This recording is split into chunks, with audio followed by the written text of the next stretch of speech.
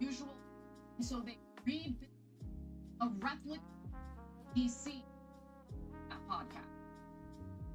So let's see how this by the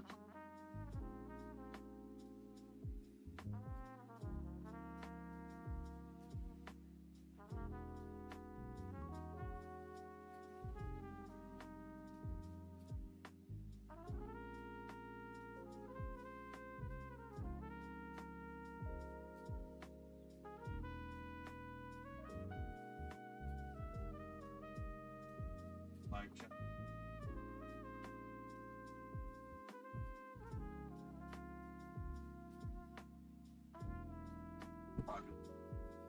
The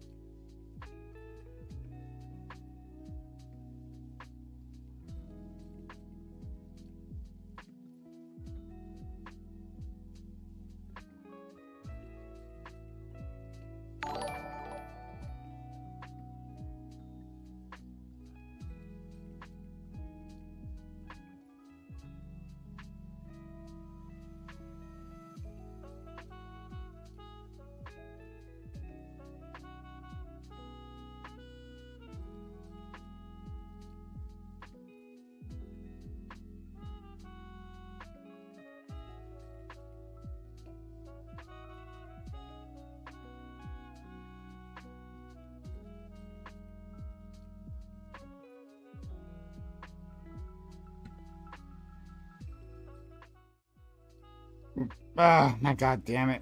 Oh, my fucking camera. Sorry, 1 second. I do apologize. My camera. Piece of shit. It didn't used to be like this. Okay. Anyway, we're here. Hope you're having a great day. We're gonna do the Reverie Roundtable. Just a moment. So enjoy that thing we're about to do. Oh wow, all these white people here, not on time. I don't get that from black people, I'll tell you. But no. Never It bothered. literally came out yesterday. Is the only thing. We don't want to spoil it for too many people. But yeah, it was a great series. I hope. Well, I think I don't know if it's been said anything about a season 2, but I assume they're gonna do one. But Talking about the Penguin, Yeah, so yes, good. sir. it was fantastic. I won't spoil anything, but I saw that season finale. Go to force. Corey literally did. And Four there was to like, four. and spoiler alert afterwards. Like, What, like, really? Well, no, I didn't. I didn't. No, that was what I said was a joke, as in. I was going to say my prediction skills are on fire. The last week we got Trump and Cruz race called perfectly. We got the ending of the Penguin called perfectly. I'm on a roll. Did you document this anywhere? Did you make your prediction? I public? did. I have enough people that'll vouch for me on the Penguin. Enough We've been arguing about this thing in like a bunch of chats for months. Are all the But I'm- people that will vouch for you are in your audience? No, they're all haters. I'm going to be a little bit of a hater here. Haters. I'm going to be a little bit of a hater here. Gibbs bet on Kamala, and he should be ashamed of that. I'm Because not because I'm going to make enough money back with my taxes. that's funny. the fact it was ever in doubt for you, Gibbs. It was ever in doubt. It was never in doubt. It was to prove these dumbasses wrong, but they didn't know about how the betting markets work. Listen, I'll put money on something to be able to say, "Hey, I'm smarter than you," and guess what? I was right. You were showed wrong us. to be Although I right. didn't make any strong predictions. I think this is a time for left wingers to listen to It should be. conservative men, like on this panel. Okay. Mm-hmm.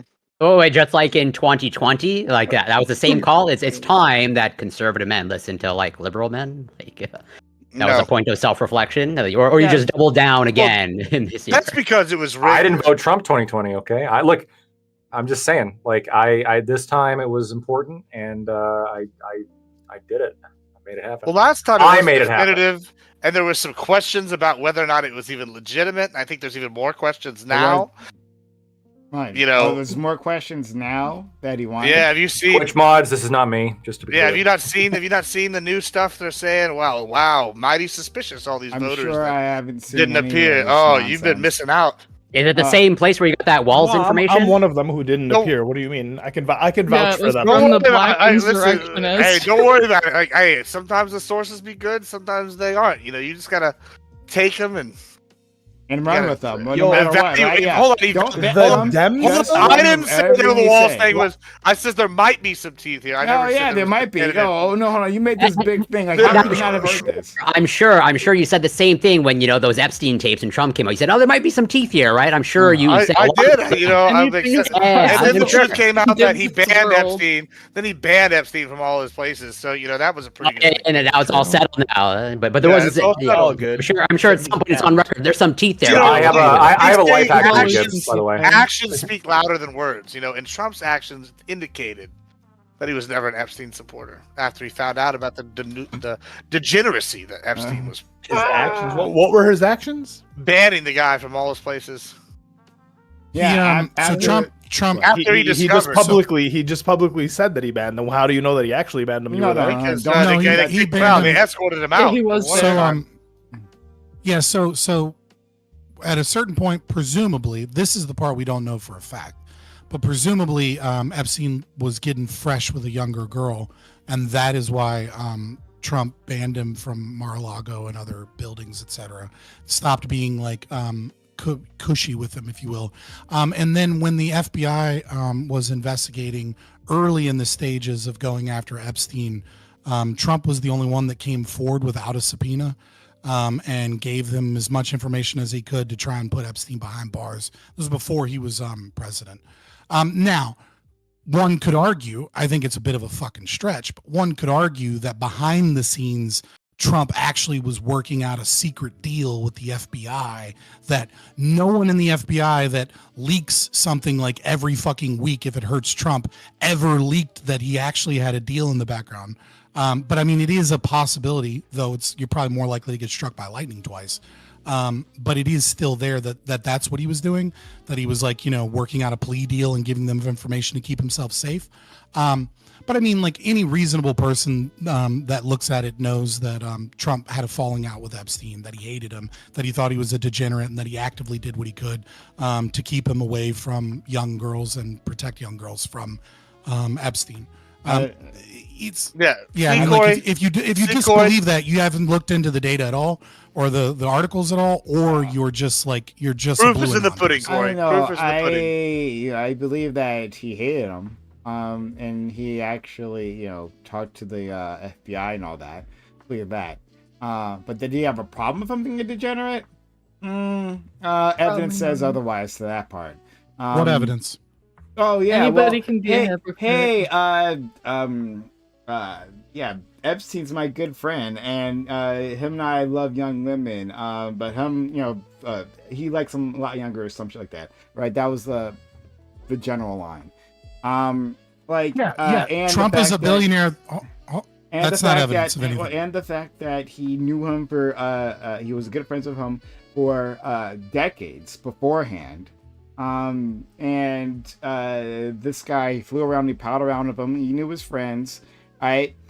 If he didn't know, that would be shocking. It would be shocking. That, could it also be found out and then you cut him off? We're willing to say that, all these other billionaires knew that he was flown around with, but simply with Trump, right? Trump, a man who is, who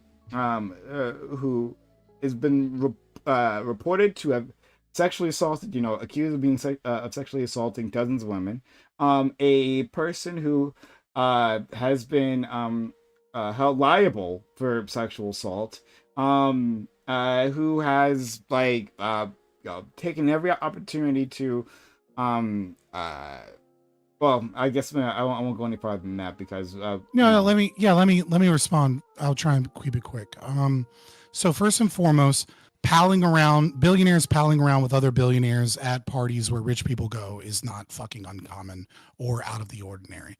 To say that someone was good friends because they have 20 photos in the public together where they were both at similar parties and they knew of each other is just how the billionaire class are.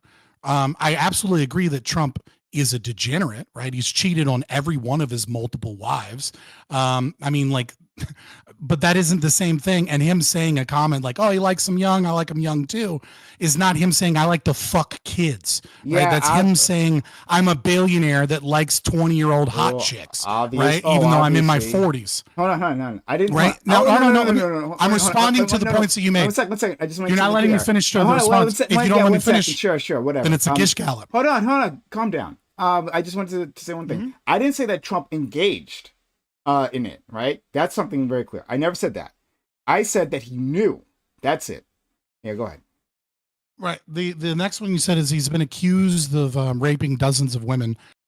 An accusation against one of the most hated people in the entire world is really meaningful in any way, shape, or form, right? That means nothing. But you did say that he was that he was convicted, or not convicted, sorry, found guilty in civil case against Jean Carroll.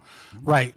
Jean Carroll, a woman who said that she was wearing a dress that couldn't have existed in her timeline, couldn't give the year, wrote a book where she said she was raped by 13 different men throughout her life, said on CNN Live that rape is sexy, said that she wouldn't call it rape, has been seen over and over again to have a story that makes no fucking sense. Trump didn't even show up for it because he knew that he had an activist judge, and that was proof was in the pudding when later, even though the jury compromised which usually happens when people are trying to get out of fucking having to sit there because there's a couple of crazy people on the jury, and said sexual assault and did not put rape in that position, said that because they had found him liable for sexual assault, that means that Trump is a rapist, and said that to the media because we know that what he deeply, deeply desired was for Trump to be called a rapist so that you guys could regurgitate the same bullshit talking points. But again, anybody that's looked into the accusation in any way, shape, or form knows that not only does she have no evidence that a sexual assault occurred, she has plenty of conflicting stories and evidence that show that wasn't likely. Now, yeah, I think Trump's a piece of shit. I think he's a liar. I think he cheats on his wife. I think he's a degenerate. Maybe he knew what was going on with Epstein, but didn't have the power because, or didn't have the ability to do much about it, except, I don't know, specifically go to the FBI and work with them and give them information the moment that they have without having to be subpoenaed because he really wants to see this dude get his day in court. Yeah, decades later. So again, like I never said that he engaged. I have no evidence to say that he engaged. And I'll leave it at that. Right. I just know that this man had known him for years. And he seemed to have implied that they had been friends, like close friends, for a long amount of time. Doesn't matter if they had like a bunch of pictures of with each other in public. I don't know why would I be concerned about that, right? Trump never went to the island in public. Trump has more pictures in public. There's no records of him going to the island.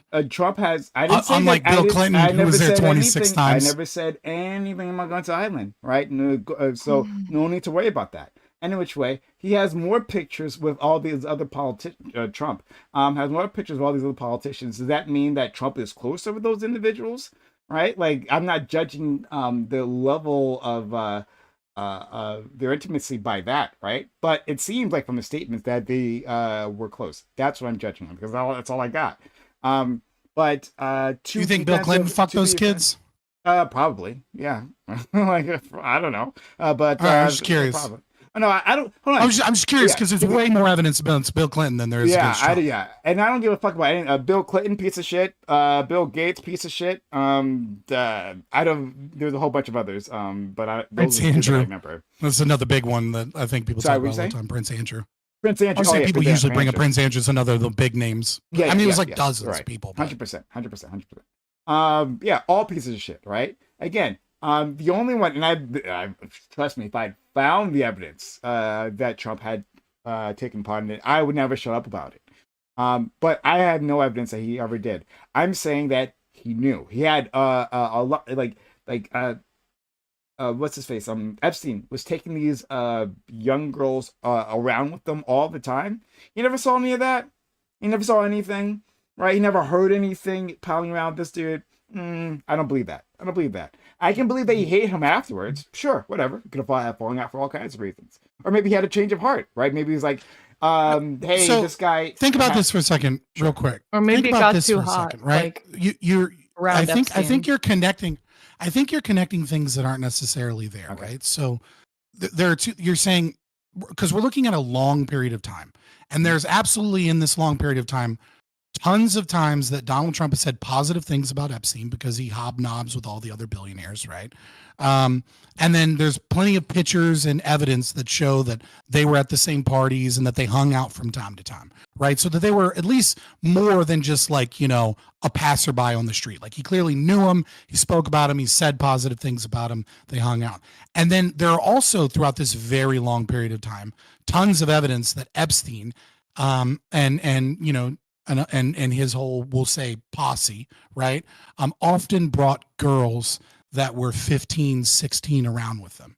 Now, my issue is when you say, well, then he didn't see this. When we're looking at a 30-year period, why is there not a single photo that the media or crazy left-wing activists on Twitter can show of Donald Trump at a party next to Epstein and one of these girls that he has in tow with him in the same photo? That doesn't exist. Now, there is one of those girls at 15 giving Bill Clinton a back rub right before he hops on a plane. That photo exists, but there's not a single one of Trump.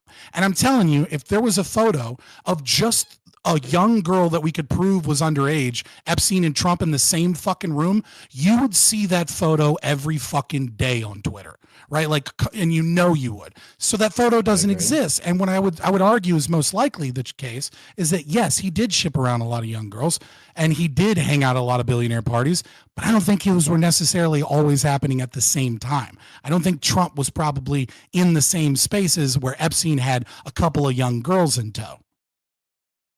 I mean, just to play with that for a second, like, if you go out like a lot and you take photos, and like, oh, night out, you take photos of like, I don't know, random people that are your friends or whatever, and eventually you see these people in the same like social circles, like you would call these people your friends, but like if you don't ever see them outside like the party scene, like how would you know anything about their like life, like, you know, really, like, you know what I'm saying? Like, I don't really feel like I kind of support. Prom's kind of got a little bit of a point, right? Like, but I mean, hold on. If I go to my Instagram, but hold on, if I go to my Instagram right now, and like they were like, oh, so and so is a like, I don't know, a coke dealer or works for the mob or something, like, and I okay, and I'm like in a like, I don't know, a photo or two with him like every other year, you know, over a span of like 10 years, you know, because he's from my like, I don't know, like high school or something, right? And so I have like a 15-20 year relationship with this person and 20 years of photo. Like, it's one thing to be like, oh yeah, maybe he works for the mob, someone says, and it's another thing to be like, oh yeah, he knows. And then whenever he like, you see this evidence that like when he did find out something actual, like evidence like wise, you know, that he saw or had evidence of, he definitely acted out against this guy and like cut him off. Like, that's like to me evidence that he didn't know, like, because it's the minute became public knowledge to him that this guy was doing this, he cut him off completely, and then like you said, went to the FBI. That doesn't indicate to me that he knew the whole time. Well, I think the most important guy that aspect recruits of that, politicians and billionaires didn't try to recruit Donald Trump. It's kind of like if your friend works for the mafia, if the guy that you see twice a year, 3 times a year works for the mafia, yeah, you're not going to know anything about it because you're not doing anything. But if you're like do coke and you and him are doing coke, well, yeah, eventually he's going to tell you that like, well, I sell coke. And then eventually, if you see him often enough, yeah, he's going to tell you, well, yeah, I have a plug here, there, and these that's what happened. Tend to like. That's exactly what happened. They went to parties. Who doesn't have a photo They Trump? did the metaphorical coke a few times. He made some comments, and then Donald Trump. Well, I mean, maybe he did. I don't. No. I mean, Trump's straight edge. I'm kidding. Yeah, he's straight edge. Yeah, I'm just kidding. Yeah, I mean, he lost a brother to alcoholism. He's pretty straight edge. But but no. One question I have. Hold on. Hold on. Before you, I'll finish. I promise. I'll just finish my sentence. I just, you know, the metaphorical coke they did together, right? Of like being around young women and partying and stuff.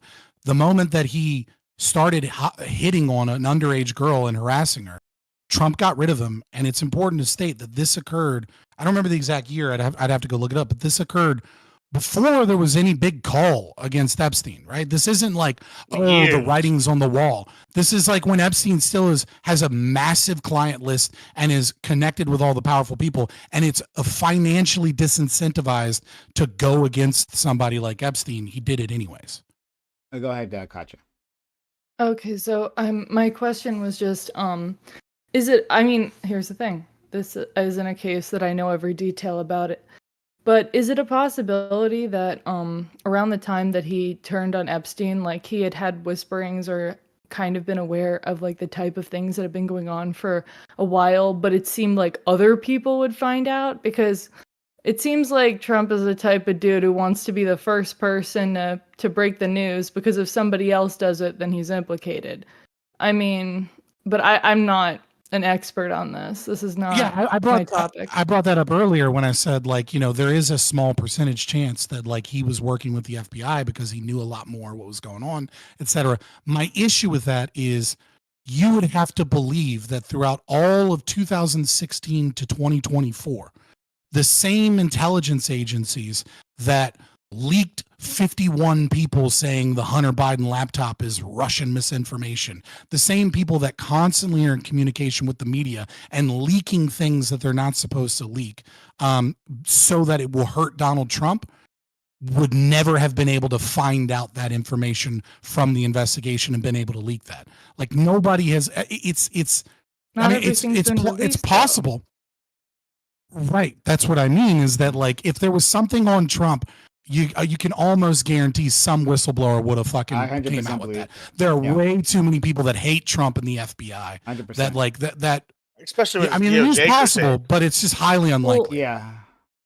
Well, my thing would be though, if he wasn't at all implicated in anything, and he just said, "Hey, he told me this" or whatever, then the only way that I'd say that this type of thing would be plausible and wouldn't really be leaked is if it was just something minor, no pun intended, within like the greater documents of it, that it wasn't anything that if somebody says, "Oh, Epstein," I told on Epstein, like it wouldn't be like a big deal because he just alerted them to him, and it wasn't like, oh, he was a pedophile. So if it was like kind of a nothing burger as far as Trump's involvement in documentation, that could be a thing where it wasn't leaked. That's, I'd say, the only possibility there. Well, I mean, it's also possible. However, again, very unlikely. There was one girl that even the Washington Times had to admit the story was complete bullshit. Or was it the Washington Post? I can't remember. And it's one of the ones that you'll see like, yeah, I'm pretty sure it was Washington Times. But they tried to like track down the girl, and like she had like disappeared, which there is some sketchiness there, obviously. But was that the one from the court document with the? Yeah, like this came out in like 2016, I think, and like everybody looked at it, and the story doesn't match any. Like he has alibis and everything, but. Okay. There's always that percentage chance that a billionaire finds a way to cover his tracks, right? Like nothing is ever 100% when people have this much money and power.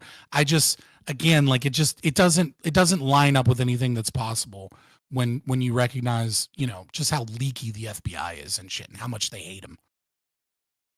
I would also like to throw out there, like, this is like, since this guy's like a financier, right? Epstein, right? He has his thumb in a lot of pies, and Trump's kind of the same way. I could easily see like Trump finding out or hearing the rumors right? And he's like, well, shit, I'm already like into like me and my associates have like done business this side, but we need to pull out. How do we do this like quietly over time? And then when Epstein actually does something in front of him to where Trump's like, oh, you got to go. He's like, okay, at this point, it doesn't matter. Now I've actually seen it. I have to extricate myself completely. Like, I think there's something to be said for that. I think it's very likely that it's like, oh, do I want to ruin billions and millions of dollars in business over like a rumor? And then, oh, I saw him do it. Yeah, now I'm gonna take my business out. Whether or not it's like, I'd be like, okay, if you hear a rumor about somebody, like you can't get away from Epstein off a fucking rumor. Like, this guy has way too much money and power. Yeah, and like on top of that, I know y'all don't do it for y'all's friends. Like, say you hear a rumor about one of your friends, and it's like, even if it's spicy, you're like, no, they didn't do that. Or like maybe the first time, or you hear it like 4 or 5 times,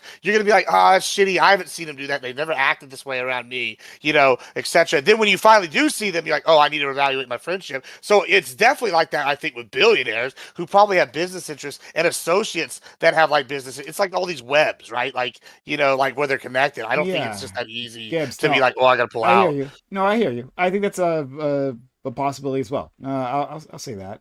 That especially if there is some financial entanglements, right? You have a reason to, ignore the rumors until like then it's in front of your face, and then like, all right, well, fuck, I got to do something. No, it's definitely a possibility. So I'll put that out there. But I think it's also a possibility that he knew. And he didn't do anything for decades. This was like an open secret. We didn't have the media environment that we have now, right? And we didn't have the cultural environment where we had now, right? So it's a possibility as well that he knew. And then they had some other falling out because there's plenty of reasons why these egomaniacs would like each other and then all of a sudden not like each other. And then there's also a third possibility. And hear me out on this, right? Sure. Trump is a known degenerate. Right? I think we can all establish, even if you don't believe the rape allegations and all of that, you can establish that he said some weird shit. That he probably did show up in Miss USA locker rooms when he wasn't supposed to be there a couple times, right? That he did get recorded saying grab him by the pussy, and like when you're a billionaire, they let him do that, right? You can call him an alpha male, Andrew Tate, the other child trafficker, not Epstein, right? Like whatever, and it could be very possible, right?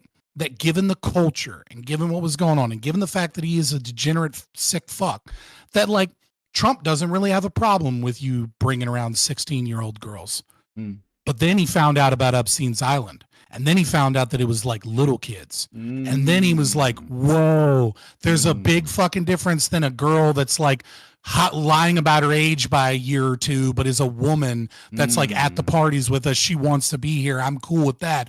But like your kid fucking on a secret island somewhere. Whoa, I got to get the fuck away from this. And then he's like, look, I may or may not have been around a couple of times when there was a 17-year-old girl that was doing coke and giving me a blowjob when my wife thought I wasn't at a party. But this kid shit is not the fucking same. You know what I mean? Like, so there is a kind of a middle ground area that might just be true. I really like this one. I like this one a lot. Because it lines up with what we see in other areas, right? For Diddy, we had. I was reading this article, talked about one of his. Who's going to be worse, Diddy or Epstein? Well, hold on, we'll work that in a second. But like, that's actually because he did it to black people. But no. But reading one of the articles about like, we'll just call them recruiters. Okay, I don't know the best way to call them, but they would go out and look for women to be part of the parties, right? And he had like, and I might have the article somewhere. I think I might have saved it. But he had all kinds of requirements for their parents, right? They couldn't be over like 140 pounds, right? Unless they were like super tall, but mostly like 140 pounds is like the sensible requirement. You know what I mean? Like you don't want any fatties at your Diddy party. Yeah, right? Like you definitely. Fatties. They had to have like long hair. You fucking P Diddy, okay? You get to choose. They had to have I think they had to have nice asses. I forget about that part. But it was like a whole list of like physical requirements that he would ask. Hold on, pause. Pause real quick.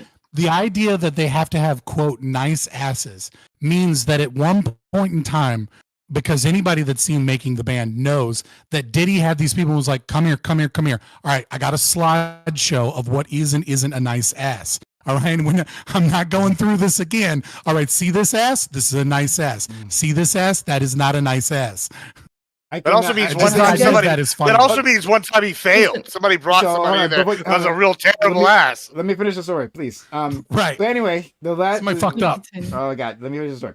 So he had this whole list of physical requirements, but what the recruiter specifically said is that one thing they didn't have to ask, which was specifically not to bother asking, was how old they were. And like, so the recruiter maybe like CYA type shit, right? Like where she says, because it was a woman, it's easier to do this for a woman. She says, "Oh well, I thought the reason why we wouldn't ask was because of alcohol, right? We were serving alcohol there, right? So if like an 18-year-old comes in, right? Well then, don't ask, don't tell. Oh, the 18-year-old got a little tipsy. It's something that they do, right? But it seems fishy. And then we know now that there were plenty of underage girls. So anyway, to connect it, yes. I like that theory because in that party scene, things are loose and there's so much money. There's so much money, right? And like women like are drawn to them like magnets, right? And maybe someone doesn't get ID checked, and they get into a club and it's like, whatever, right? Like she seems a little young to me, but whatever, right? I've had some young looking women around myself too, so you can just push that away until then you hear about an island with like kitty fucking happening, and then that changes it. So right. I'll put that out there. Right. All I have to say is, I guess the 140-pound weight limit makes sense because after you roofie somebody, you have to carry them around. It can't be too heavy for that. Yeah. Well, Diddy's not very good at math, right? So he doesn't want to have to try and figure out the dosage. If that's the real reason to slide people down the stairs. Yeah. Oh my God. No, it was really bad because they were like all the alcohol had been like pre-spiked. And like there's no dosage math there. Yeah. Holy shit. Did they ever figure out if it was baby oil or GHB? The oh lordy. The employees knew not to drink any of that stuff. And like just like pretty much every drink. No, even like the water too, I think. The baby oil was spiked. The baby oil? The baby oil itself? Yeah. That's why there was so much. Allegedly, yeah. That's why there was so much baby oil. Is like that's what they figured out. Remember, there was like an insane amount of baby oil. Yeah. It's right, and the reason is because that baby oil had been laced with GHB. Oh, I didn't know about that part.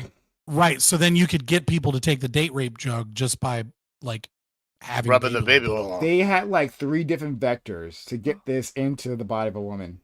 Like 3 different vectors. It's crazy. Wow. Woman is being very generous. Pretty sure Justin Bieber got some fucking baby oil too. Well, we know Meek Mill did. That's true. Yeah, it's fair. No, and also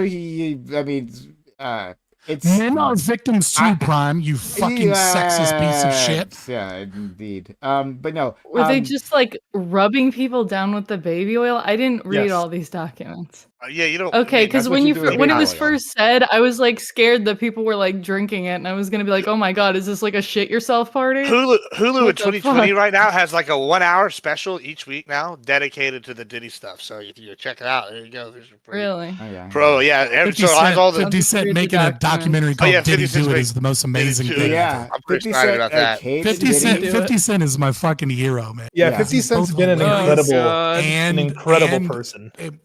Real. So petty. He's so real and hilarious. He's hated him for years, and he's been trying to. No, he's hated him since forever. And he tried to, and he was saying that like, hey, if someone can give me, he's like put out bounties for like evidence, like if you give me a tape of Diddy doing this or that, right? Or like like the general tapes that Diddy was taking, because Diddy, just like again, there's like a lot of parallels. Diddy party tapes, right? Because he had cameras, and he was recording them for like compromat, right?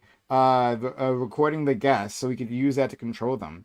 And Diddy put out, 50 Cent put out a bounty for those, right? Like anyone get hands on. Well, he used to record the parties and sell the DVDs, like the Diddy party DVDs. They would get like leaked and sold around because they would make like party DVDs, like recap videos.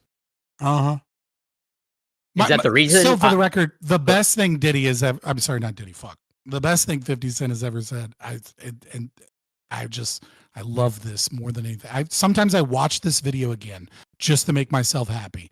Is 50 Cent telling Floyd Mayweather that he will give $1 million to ALS Foundation if he can read a page out of a Harry Potter book.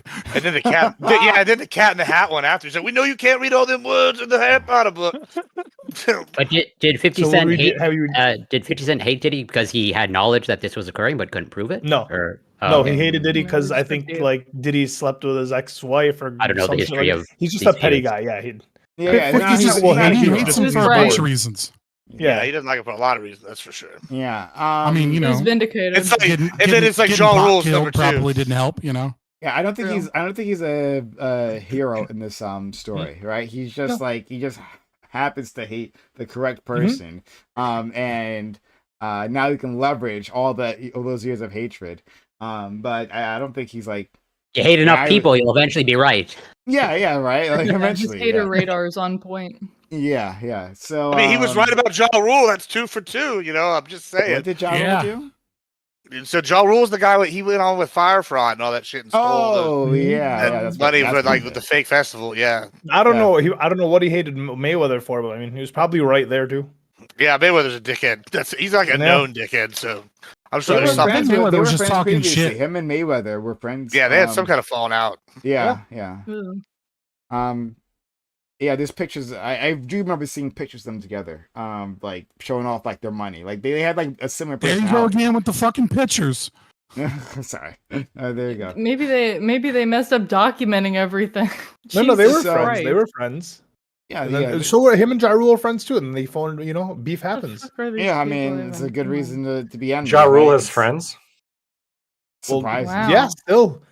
Dude, he's so petty that when Ja Rule got out of prison, 50 Cent went and bought on his coming back tour as many tickets as he could, almost the entire concert, and bought it so that Ja Rule had to do a fucking concert to an empty venue. Yeah, just that is how petty 50 Cent is. 50 Cent is my fucking hero. Okay, like that's hilarious. 50 Cent. It was like just the first 2 rows or something. Yeah, he was like the only guy in there, and he's like clapping for him. Not the Yeah, worst. he was up front he clapping still with gets like money. with a bunch of empty seats. But it looks embarrassing. It looks embarrassing when the videos come out and the stage is empty. Yeah, optically, but it's like, you can Optics matter a lot in hip hop. Well, man. he got paid for one tour, but the rest of the tour is going to fail. You got roasted, and it's an empty stadium for all the photos. No, people are going to not buy those tickets. Was he really? No, was he really? I heard about the. No, he wasn't ticket there. buying. He wasn't there. He wasn't there. Okay, yeah. They That just would've made been him do great. it to an empty section. Yeah. That would have been great. Just to then just like- Should have just been sitting in the middle, just like by himself. Nah, he probably would have got shot if he would have done that. Yeah, they had to stay away, steer clear. 50 Cent has been shot enough times, right? I don't He think knows. he's Yeah, he trying knows how risk it too to. much. He learned how to dive this time. Don't show up at the Ah, shooting. darn. So, hey all, this is Reverie Roundtable, which we do Mondays, 8 p.m. Eastern. We got a great group of guests here. Let's start by introducing them. Thanks for being here, Lactoid. How are you? I'm doing good. How you doing, Prime? I'm doing all right. I'm trying a little bit of slightly different lighting. It's probably not even noticeable, but might add a little bit of depth. You look a little darker. Turn down the mood the room lighting. looks darker. You look just as white, but yeah, sure. Like some purple, maybe. A little bit of purple. Needs Yeah, that bisexual lighting. not purple. It actually is. It's red and blue. It's the bisexual lighting. That's right. Trying to steal my swag, Very little bit. It's just it's tad, right? What's your first? brother. Like, every star needs a little bit of bisexual lighting. Ollie goes way too far. He was hoping to do it just a little bit at a time, a little bit more, and hoping no one would notice. Absolutely. Slightly yes. more bisexual over time. Ah, It's got bi-curious lighting. Just a little bit, but I'm probably not going to move the light, so too lazy to do that. So it's probably going to be this way forever. I'm Lactoid. You can find me at Lactoid TV, Twitch, Twitter, and YouTube. absolutely. Thanks so much, friend. Next, we have our friend Scott. Happy to have you here. Scott, how are you? Happy to be back.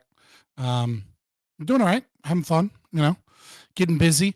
I'm Fabian Liberty. I'm an anarcho-capitalist, libertarian, right-wing anarchist, voluntarist, whatever you want to call me.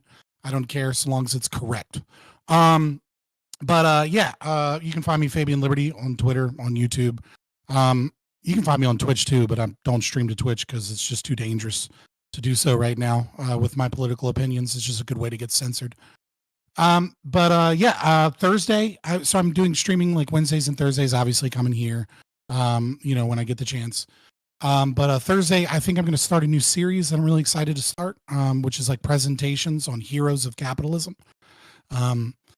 Even conservatives have been filled with so much lies from leftist history and brain rot against capitalism that they no longer venerate some of the heroes and legends of the Gilded Age and industrialization in America. So I'll be starting with the one, the only James Cash Penney, a man that was very aptly named the father of the department store, raised his first $1 billion before his company even went public from poverty. I'm excited to tell those stories, tell the true stories of so many people that have been shit on through history, and too many people have bad perceptions of the people that we should venerate as heroes of American capitalism that built this country. So come check it out on Thursday. So, like, you'll be talking about the Rockefellers, the Mellons, the Chases, those types? Rockefeller, yes. Some of the other ones, not so much, right? Just because they were super wealthy doesn't mean they were a hero of capitalism. John D. Rockefeller, absolutely. My one I'm really excited to do, but I need to do a lot more research on, is probably the most vilified man in American history compared to what he achieved and how great of a person he was, is George Pullman. The massive amount of lies that the labor unions and the left-wing historians have told about Pullman because of the Pullman strikes is just utterly deplorable. A man that built an entire suburb of Chicago and offered poor farmers who had nothing the middle-class lifestyle of homes and indoor plumbing and food on the table every night and an education for their children to work at his railroad in the beginning of the burgeoning of capitalism. But because he raised rent when there was a depression going on, he's the most evil person ever. Oh, I like to hear about that. Gil, is good to hear another perspective on these individuals. Yeah, but that sounds interesting. Yeah, good luck with that. Yeah. Let's go to our friend Corey. Corey, thanks for being here. How are you, friend? I'm doing very well. Thank you for having me. Always appreciate and I'm grateful for the invite. You can find me on Twitch, CoreyCamel84, Twitter, X, Instagram, YouTube. And just like Lactoid, I'm a socialist Canadian. Indeed. Thank you so much, friend. Hey, I was wondering, do you guys, by that I mean Canadians, do you have like a Black History or like a Black Canadian History Month, or do you guys do that type of stuff there? We just piggyback off of you, actually. Okay. Basically. So yeah, go ahead. No, pretty much just like we have Thanksgiving. I don't even know what the origin of Canadian Thanksgiving is, but it's like a different date. But like, yeah, just like most of the holidays, we just like leech off of just like today. Well, in Canada today, it's Remembrance Day. I think for you, it's a Veterans Day. Veterans. Yeah. I mean, this is still a historical day for us, but from a different perspective. But yeah, it was called something before Veterans Day. Was it Remembrance Day here? It was. We had a different. It was name Armistice Day. Armistice. Yeah. Thanks. But I mean, like, so then February, do you guys do like a Black History, like for Canadians? It's like in our calendars, like in our Canadian calendars, like it's there. At least most of the versions that I've seen. Okay. But like, I don't know that it's like, yeah, I don't know that as much like content creation goes into it here or whatnot, or whatnot. So it's on your calendar. So it's on your. They just celebrate whenever Justin Trudeau does blackface. Like that's when they decide to start the month. Every 20 years or so. It happens every year, so you know, they just kind of wait for it. Yeah, I'm like wondering, like if you guys celebrate, like, because you guys are, the it's not the melting pot, it's the mural. What was it? I can't even remember. Like this goes ways back to like no, it's what you guys, we call ourselves the melting pot. You guys call it the mural. Come on, guys, someone help me out with this. Like, why would I know what Canadians I don't know, call bro. themselves? Oh, guys, come on, someone in chat, you know what I'm talking about, all right? It's not the Canuck cornucopia. No, it's not the melt. America considers itself a melting pot, right? Where everyone like goes in whatever makes them special. Right, it's too cold for a melting pot in Canada, though. And so they had to come up with something else together to create America, right? Fondue pot. It's those murals that are created out of each individual, like a small piece of rock or something, and they put them all together. Collage? Not a collage. It's a mosaic. Mosaic. Oh. You don't know this, Corey? Like it's Whoa! You were not saying anything close to mosaic. You're saying mural. Mural. Like, I said but like a mural. I'm not Yes, that's a kind of similar idea. Yeah. No, they both start with the letter M. In my mind, conceptually, a mosaic and mural are different. Anyway. Thank you, Ghosty, for helping me out here. But anyway, mosaic like and the cartoon idea are the is same that thing. it's rather than like you mixing and becoming American, it's like all these little individual like ethnicities or stories, right? Make a larger whole without like losing their specific identity, which I thought was sounds about right. Was the you don't know, Corey? You literally don't know. Okay. No, anyway. you're wrong. Like I'm pretty isolated here in the true Canada of Quebec, and I'm also isolated to the Anglophone community because I'm also not French. Okay. All right. Well, we'll leave that there for now. I'd like to hear from other Canadians what their experiences there. I really want to hear from Black Canadians. Go for it. But all 15 of them. All 15 of them. Let's go to Drake is one, right? So there's that. Getting loose with the definition of black there, buddy. Yeah, we're looking for a diamond, for a straw in a haystack, right? So we'll take what we get. Hey, Gibbs, thanks for being here. This has been taking a long time to actually get through this. Gibbs, thanks for being here. Hey, it's good to be here. I'm excited for these topics today. It's gonna be fun stuff. I'm Admiral Gibbs. You can find me everywhere as Admiral Gibbs. Fantastic. Katya, first time being back here in a while. Happy to have you. How are you? I am Good. You know, just been really busy lately. I don't know what to say besides, yeah. So I was a poll worker for the election. So I was at the I was there for 16 hours and then I got back and then obviously the rest of the night happened. So and then I got really sick afterwards. Just like I caught like the flu, and so I've been having like a trash week, but I'm doing pretty good now. Yeah. So yeah, you can find me on Twitter as Premier Katya. I post about electoral politics despite having an ideology that I feel like people don't think is real, which is market socialism, but you know, whatever. You call it Trump derangement system. So Who says it's not real? It's real. Syndrome? It's just bad. System. Symptom, but like, yeah. So syndrome, whatever. Well, I don't have it, so I wouldn't know. But anyway, happy to have you, Katya, and it's been a while, so we're happy that you made it back. Let's go to our friend Ali. Thank you, Ali, for being here. Oh, thank you for having me, man. Always a pleasure. Look forward to these on Mondays. Scott, great to have you back. You know, I feel like we missed you. The rants are amazing. I'm actually looking forward to getting into less about Trump. I just want to talk about the fucking shit Dems have been saying and doing the past week. Like, it has been insanity. But yeah, for all opinions, you can find me at Sociologic at Twitch, Twitter, YouTube, all the media things. Thank you for having me, Brian. Absolutely. In fact, that's exactly where I want to go. And finally, our friend Ghosty. Nice to have you.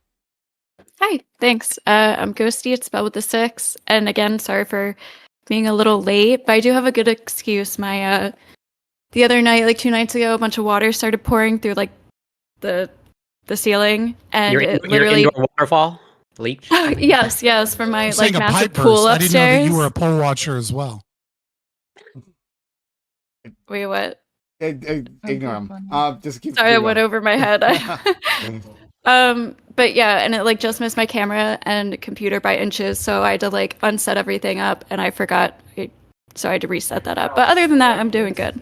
Oh, no worries. Thanks for having me. Yeah, absolutely. Glad you're all right. One of the wings of our house apparently got damaged, a little water damage, but under construction. Yeah. She's adding a skylight. It's a miracle she found it. Yeah, she's got. I mean, that was the east wing, but she's got the north wing, the south wing, the west wing, the northeast wing, and all that around. So billionaire problems. Billionaire problems. What can I say? But thanks so much. Okay, so yeah, I actually did want to go there, so we can talk about the election. I talked about it on Thursday with the black people, and now I have all of you. So the blacks. This is your white live stream. Yeah, this is the white stream. Or the light skin stream. This is your most diverse. This is the DEI stream. This is comparatively this is the DEI stream. Yeah, exactly.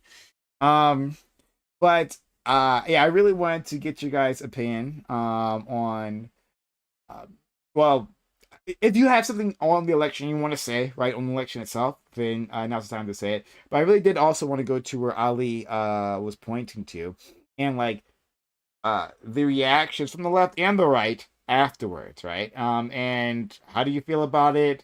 Do you feel the autopsies are fair and balanced and sane?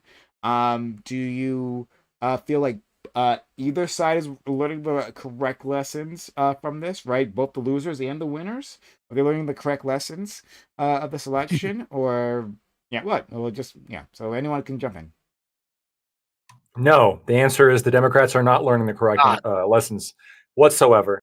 The amount of, I think, hubris, we've seen it constantly right before the election. The hubris of course she's going to win, right? I mean, how many videos do we have to see? And then, of course, she gets shellacked pretty hard. And you would think, right? Look, I'm willing to forgive hubris once. Okay, we're all human. I get it. All right. You went to go buy champagne.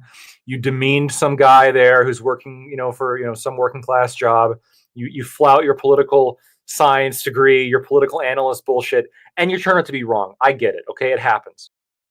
But I expect a little bit of humility. Okay, just a little bit. I expect a little bit of, yeah, we fucked up. And to give some people credit, like Bernie Sanders, there are some people who are eating crow, and they are absolutely saying, yeah, here's why we lost. We didn't listen to people enough. We thought we'd be fine. It was a dumb move. Okay, all right, reasonable. Okay, reasonable take. And then you got some people who are, it's just racism all over again. Oh my, okay, all right. We got to double down. We got to go even harder. Trump stole the election. And so, about that. Yeah, I think it's a lot of people are just not, getting the message, which is, you guys fucked this up from the very beginning. And they're not receptive.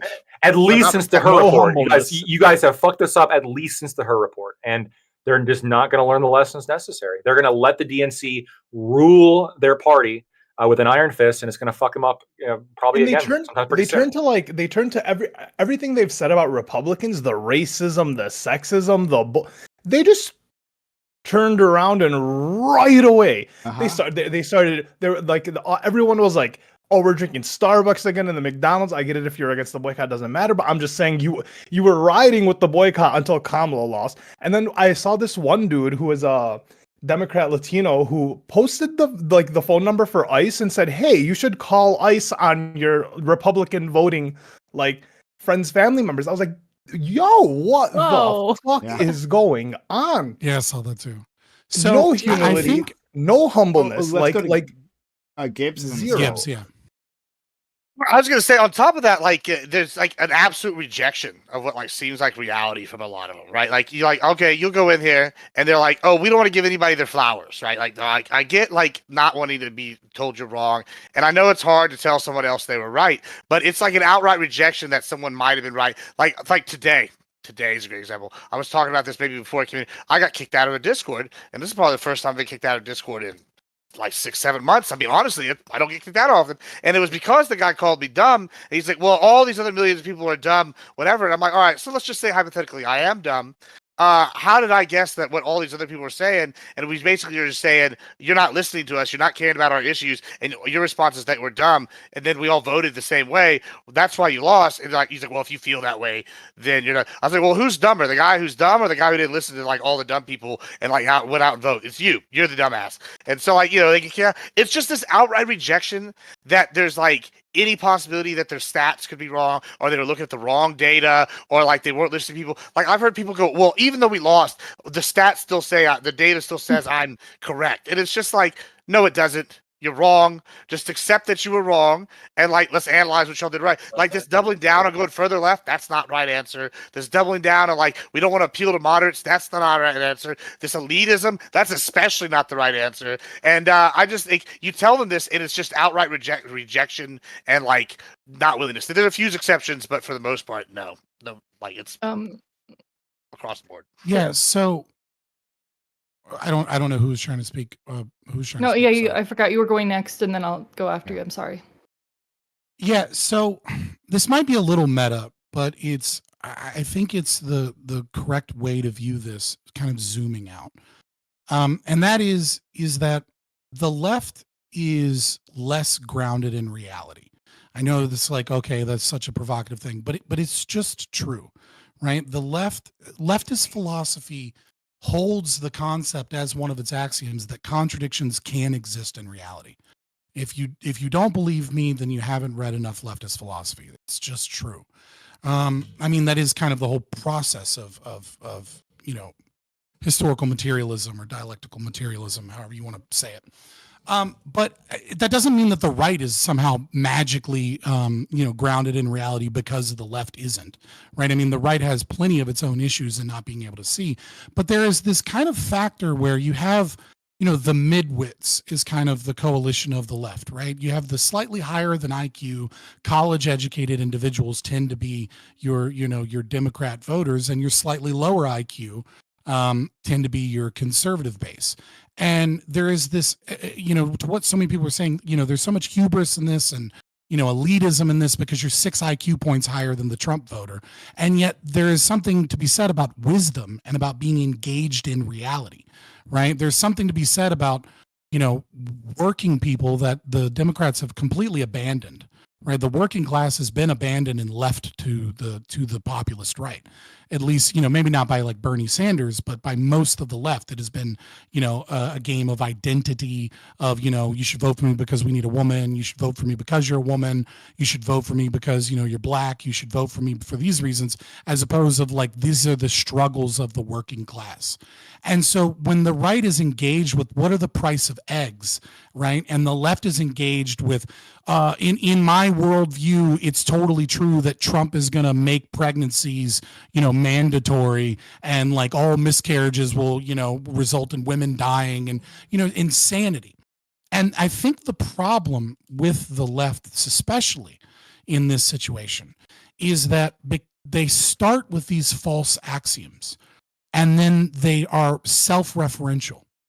It's like a map copying problem, right? Where they're not checking back in with reality. They're checking back in with their own echo chamber and their own team, and they're kind of collectively gaslighting each other. And then what ends up happening, just like when you copy a copy of a map, is every time you copy a map, the map gets a little less accurate to the point where it just starts creating islands and like changing the coastlines because they're not checking back in with reality. And I think so many people on the right are like, hey, you lost massively when you were considering, when all of your experts were like, oh, Kamala's got this in the bag. You know what I mean? XQC spent $700,000 betting on Kamala Harris because Destiny told him that, oh yeah, Kamala's winning for sure. That's happening. Like $10 in his world. So I don't know. I don't know. $700K is a lot of money to basically anybody, really. But you the situation that I'm seeing is, and that's why they keep referring back to the axiom.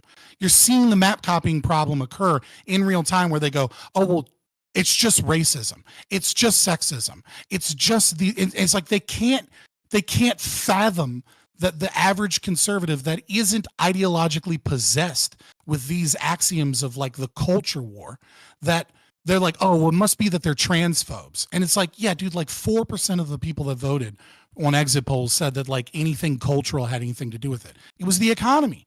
It was the economy, stupid. Like, it really is just conservatives with normal jobs grounded in reality going, this person is saying crazy shit and not talking about my suffering and my problems that I'm having. And they're trying to gaslight me and telling me that wages have kept up with inflation and that like I'm crazy for thinking that the grocery store prices are out of control. Just quickly, Sean on YouTube gave a super chat of 10 Canadian fun bucks, much appreciated. They said I didn't have to bother reading their super chat, but happy Remembrance Day to you too. Let's go to Katja, and then Ali. Yeah. So.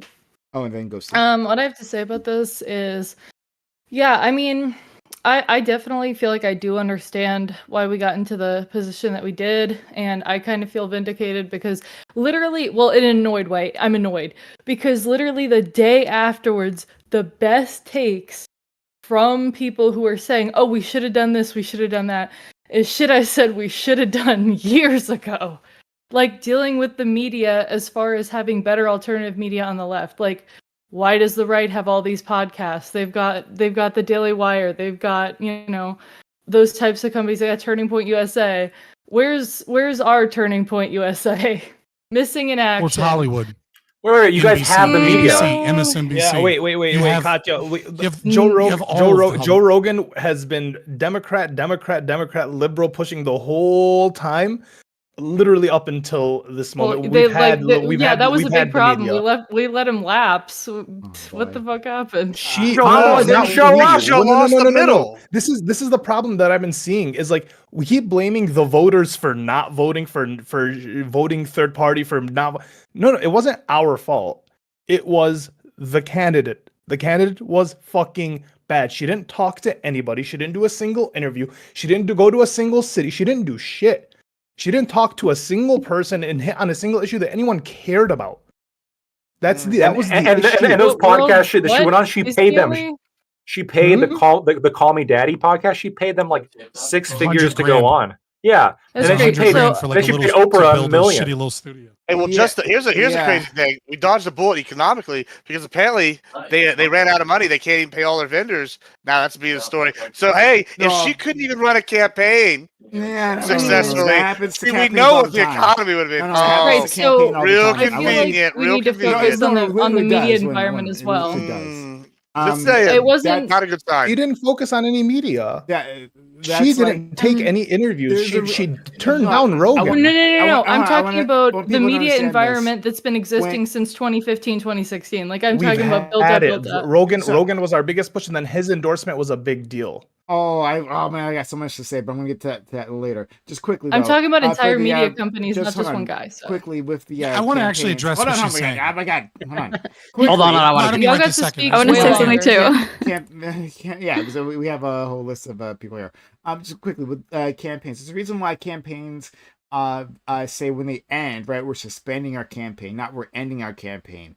Because lots of times they end in the red, right? You overspend by the end of the campaign. Now Kamala is also like I believe it's $20 million in the hole, or maybe 40 million. I forget the number. But It was 22 last I checked. Okay, yeah, sure. So she's in the hole, but that happens to lots of them. And the reason why this is suspend specifically is so that you can still raise money, right? So like Hillary was raising money for her campaign for like a decade, like after it's like to pay down the debt. But that's like a thing that happens of almost all campaigns is that you know they're a little bit or maybe a lot in the red afterwards, and then they try to like put money into that campaign through various ways. I'm not exactly sure how they do it, but to pay down their debts over a long period of time. I just want that out there. All right. Ali wanted to say something, so then we'll go. Steve. No, let Maybe Katya finish. Shit. No, Katya had some more stuff she wanted to say. Let her finish. Oh, okay, Well, sorry. Faye was going to respond to something I said, so I mean, I kind of want to hear his response. So if you could go ahead. Well, I was going to let other people go, but yeah, I just like I agree with you that the left doesn't have the same grassroots social media kind of like alternative media that the right developed. But the thing is that you know the right developed it out of necessity. Right, the right developed it because they were censored on Facebook constantly. They were censored on YouTube constantly, but not to the same degree as Facebook. They were massively censored on Twitter. Right, they didn't have a voice in legacy media other than Fox News, and Fox News is like tepid right wing. Like there's no Christian nationalists on Fox News. There's no far right people on Fox News. They are like rhinos. It's my socialists They're on like MSNBC. They're like Jesus. neocons.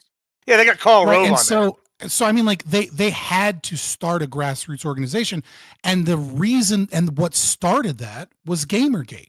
What started that was a bunch of normal dudes that realized that there was a few woke people that couldn't stop having sex with people so that they could make their way into the journalism in games journalism and bullshit about games. And then you had a lot of young men, like young millennials, and that were seeing what was happening, that started making YouTube channels and started talking about that. That's where you get Lauren Southern, Milo Yiannopoulos, these people, Sargon of Akkad, like these people get their start in the beginnings of them being lied to by every media institution it is and only covering for the left. So it's like if you want to start an alternative media beyond just like, you know, Cedar Report and, you know, Pac-Man and you know, the Young Turks or something. The Young Turks, like you're going to have to this isn't something that happened overnight. It took 30 years of suppression by the left, and that has all of the power in this country in media. So you mean had, because right now Facebook, Turn, Twitter, we know what's going on there. I mean, there's been a lot of a big pushback against that. And also there's been a turn away from traditional media in general as far as what actually determines, you know, what actually reaches the people. So, I mean, in that case, like, you know, now the left is super, super behind the times. And that kind of also informs another situation where the right, even the far right, even the, you know, psycho crazy right, they will get behind Trump and get behind the electoral candidates. But on the left, it's like either you have the most milquetoast, hand-wringing, pearl-clutching motherfuckers, or you have people who are like, fuck, the Democrats don't vote for anybody. So it's like two-front war there. And I think that these are two main things that need to be worked on. I don't know. I don't know. Hold on. We got a line here, so we're gonna go to Gamergate. Ali. That's what he looks. That's exactly what Gamergate. That's the face of Gamergate right there. We got Ali. New name. Got Ghosty. Corey, I believe you had hand up previously, right? And we have our friend Lactoid. After that, I'm taking my turn because holy shit, I have so much to say, and I'm gonna blow my stack here. Ali, go. I'm a Democrat voter, so everything I say, I'm not like a pro-Trump guy. I'm not even going to touch social media or like media platforms. Kamala knew what platforms to hit. She could have gone on. There's a plethora of podcasts she could have gone on. I'm not even going to.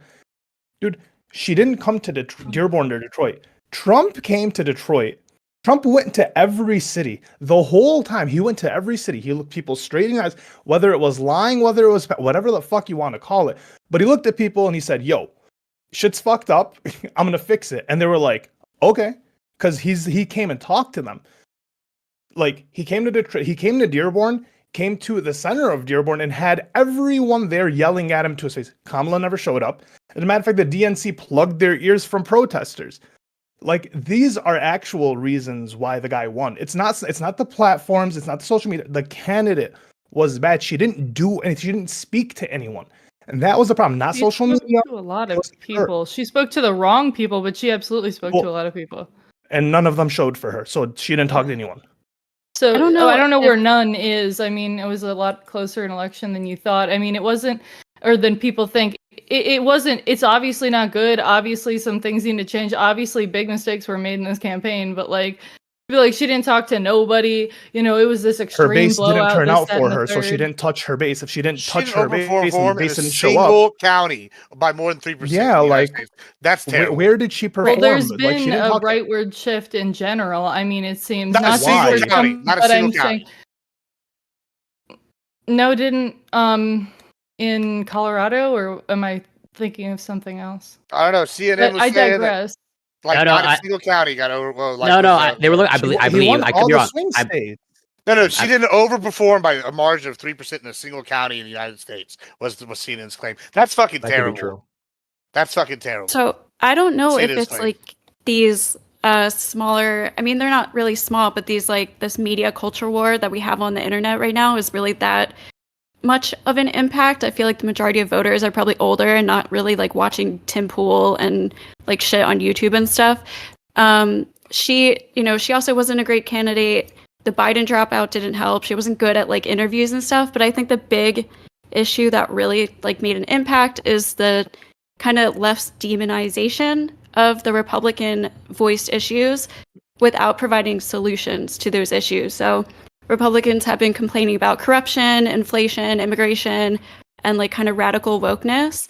And instead of the left like addressing these problems that Trump has very effectively convinced voters he will solve, we kind of like demonize them and reject them. So we're not like providing our own solutions to these problems that a lot of people are openly speaking about. And Trump, whether or not like you think he's kind of offering bullshit, he's not actually offering solutions. The way he's actually like kind of marketing or branding himself or speaking is effectively working, and it's not happening on our side. Well, yeah, because our side, I feel like our side needs to get similar figures. Because I mean, a lot of politicians on the Democrat side are boring as fuck. Like people, it's different than it was 20, 30 years ago, where it was just like, oh, which guy in a suit do you want? It's like, people get hype over Trump, but in a way that it was not really happening on the other side. The way we were hype over Bernie. Isn't that the problem? I agree with that. Really the problem? But isn't that really the problem? I think you captured with a Freudian slip exactly the problem. We need to get better speakers and people. These speakers aren't gotten. They're not paid. They're not selected.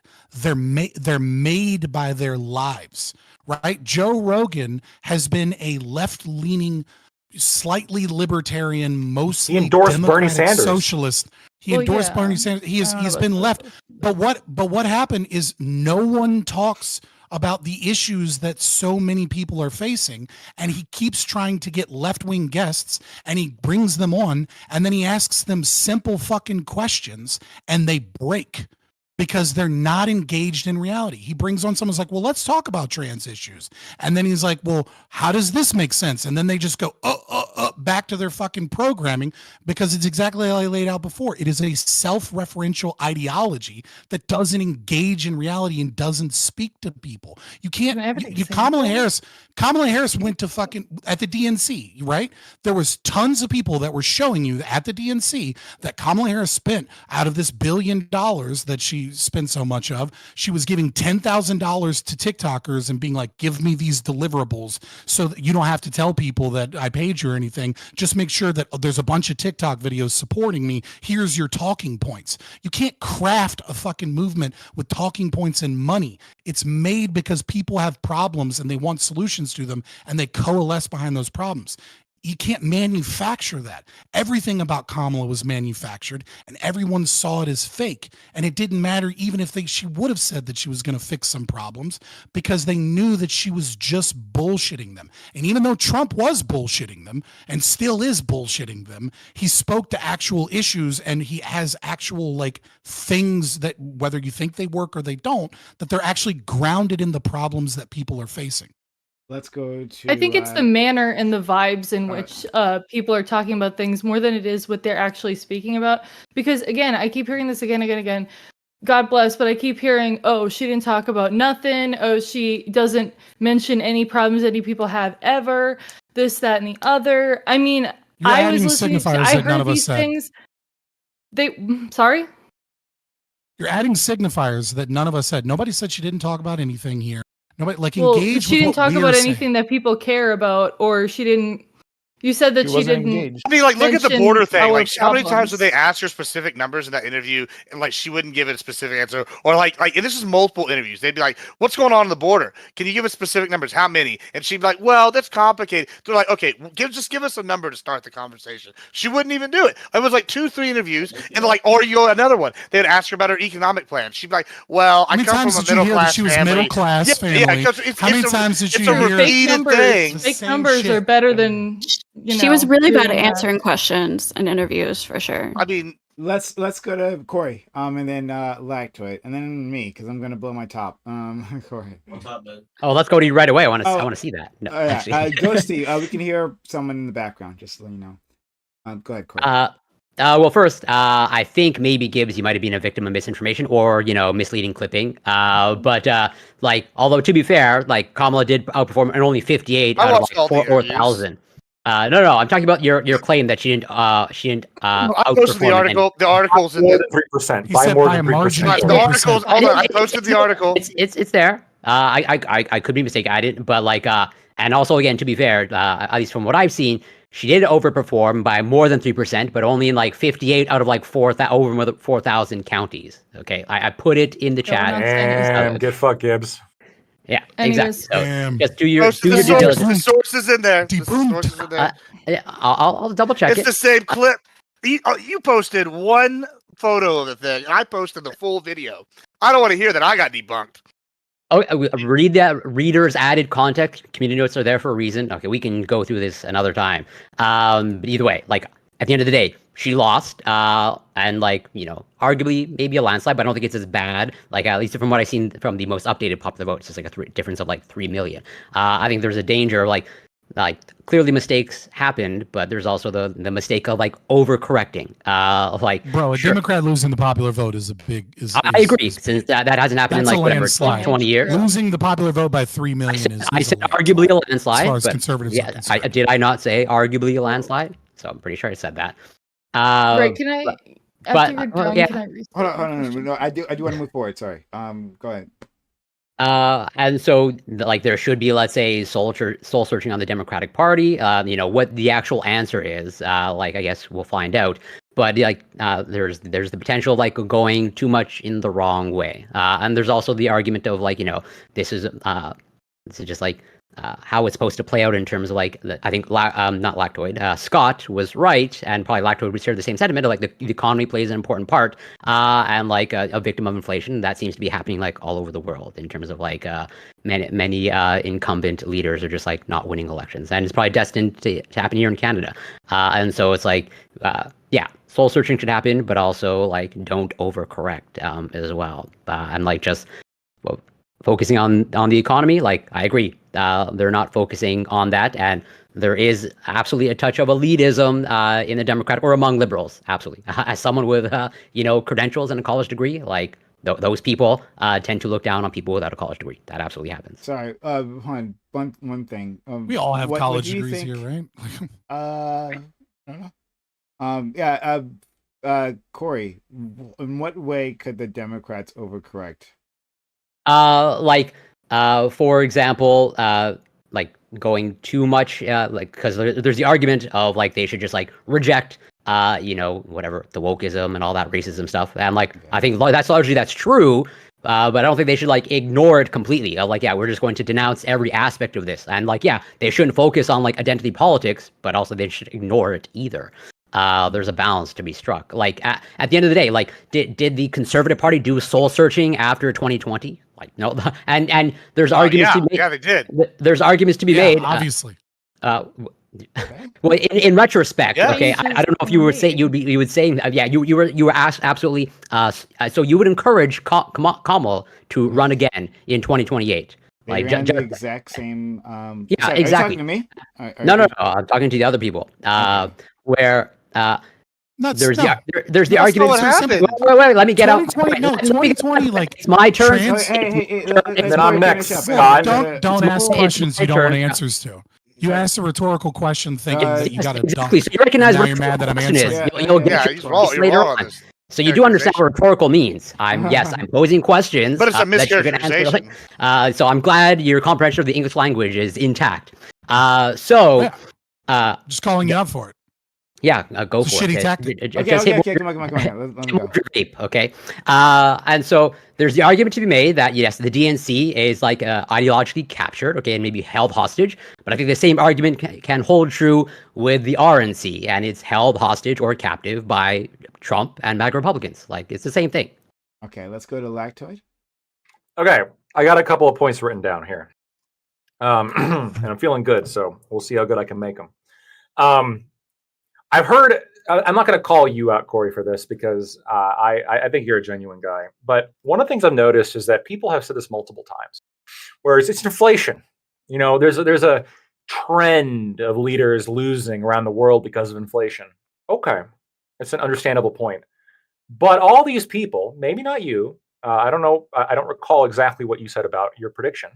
But all these people were telling me that Harris was going to win by a landslide, knowing that all these other leaders were losing because of inflation. So the question is, like, did you actually appreciate that inflation is going to like sink Kamala's ship, or you were lying when you were saying that you weren't, or is it that you actually didn't know and there's actually other things in play?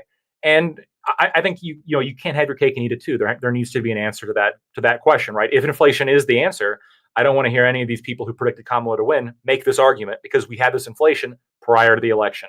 And then on top of that, the people who think it's not inflation, okay, fair enough. Let's go through a little bit of the things here, right? Kamala Harris was a weak candidate. You don't get to have alternative media when you control the media. At that point, it's no longer alternative. Legacy media is owned by the left and has been in this country for a little while now. And it's not even that, like, I hate the word, alternative media doesn't even apply, but they have smaller scale media outlets as well, right? I mean, they have the Young Turks, right? They have Sam Cedar. They have Destiny. They have Hassan, kind of. I mean, there's all sorts of like major figures that are... There are major figures that are absolutely involved here and, produce content. Yeah. Are any each of these specific people going to be as big as Joe Rogan? Probably not. But remember, Joe Rogan's like one of the few major voices on the podcasting world. And yes, he does have the biggest one for sure. But again, he was a Bernie Sanders guy beforehand. You guys fumbled that ball. You lost that ball. Why did you lose that ball? Maybe it has something to do with the fact that Kamala Harris didn't even bother to show the fuck up when both Trump and J.D. Vance did. Did Kamala show up? Did Wall show up? Why didn't they show up? Yeah, why? Yeah, and Fetterman Elon. did. Fetterman sure. did. Hold on. Yeah. Give Fetterman, and then stumbled and basically admitted that Joe Rogan's belief that the left was importing voters not only was happening, but that it's a good thing. Hold on, they're going to lose Fetterman too, right? I'm serious. Like Fetterman is he's a left winger, but like he is pretty open to like saying shit. What are you talking? Oh well, yeah, he's kind of sure. He's not okay. Last point. I want to disagree a little bit with what Scott said and what you guys said about like the culture war.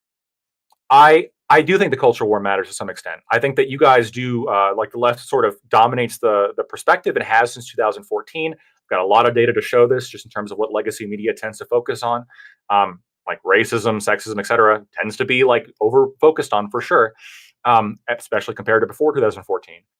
I didn't say it doesn't matter for the record. Sure, you're right, but maybe just to explain then something you said before. You said like only 4% or something said that it was critical to them, and I agree. People tend to probably not. I think they're tied. I don't think you can separate them. They're going to be tied, but I think like even if they weren't, just in terms of like what people are reporting, I think that the culture war gives like we're talking about like I think Katya, you said like there's a vibe before. I think the culture war is something that generates how people perceive it. Yeah. Right. I think the culture war is something that generates that vibe. Right. There's a general vibe of this guy is for you or against you, and this woman hates you or is for you, etc. And the culture war, I think, plays into that vibe and plays into the general trustworthiness you associate with somebody. And Kamala Harris, I think she lost that culture war, and it didn't help her because, like, the fact that she was just so uncharismatic. Like, if you're really charismatic, you could win the culture war, right? You could play it, and I think Obama did, but Kamala couldn't. Mm-hmm. Well, I think when I say they're tied, just to clarify what I was saying earlier, right? Like, you're a white man, right? And you have and you live in, some town in Ohio, right? That used to be a manufacturing base, and most of those jobs have shipped farther south where there's less union controls or have shipped overseas. And you're like, please, I need to know, like, what am I going to do? What are we going to do about the economy to keep food on the table, et cetera? And you go to look at the left and you're like, well, what are Kamala's policies? I'm like, well, fuck it. I'll go to her website. I'll read the policies. Let's just say there's this unicorn voter that actually does that. And every single economic policy she has a second paragraph that basically says, yeah, but we're talking about black people, not for the whites. Like, we understand that blacks are the ones that are actually affected by this, not white people. And it's like, oh, okay, so you're running a campaign targeting black people, saying that black people need all this help. Your economic policies are focused towards righting the wrongs of slavery and Jim Crow and oppression of the whites against blacks, and you don't actually have a vision for the economy as a whole because you can't even put on your own fucking website a single economic policy without tying it towards identity politics that aren't about you, the white guy. And then you go to Trump, and Trump's not saying, I'm going to bring back the whites. Trump is saying, I'm going to fix the fucking economy.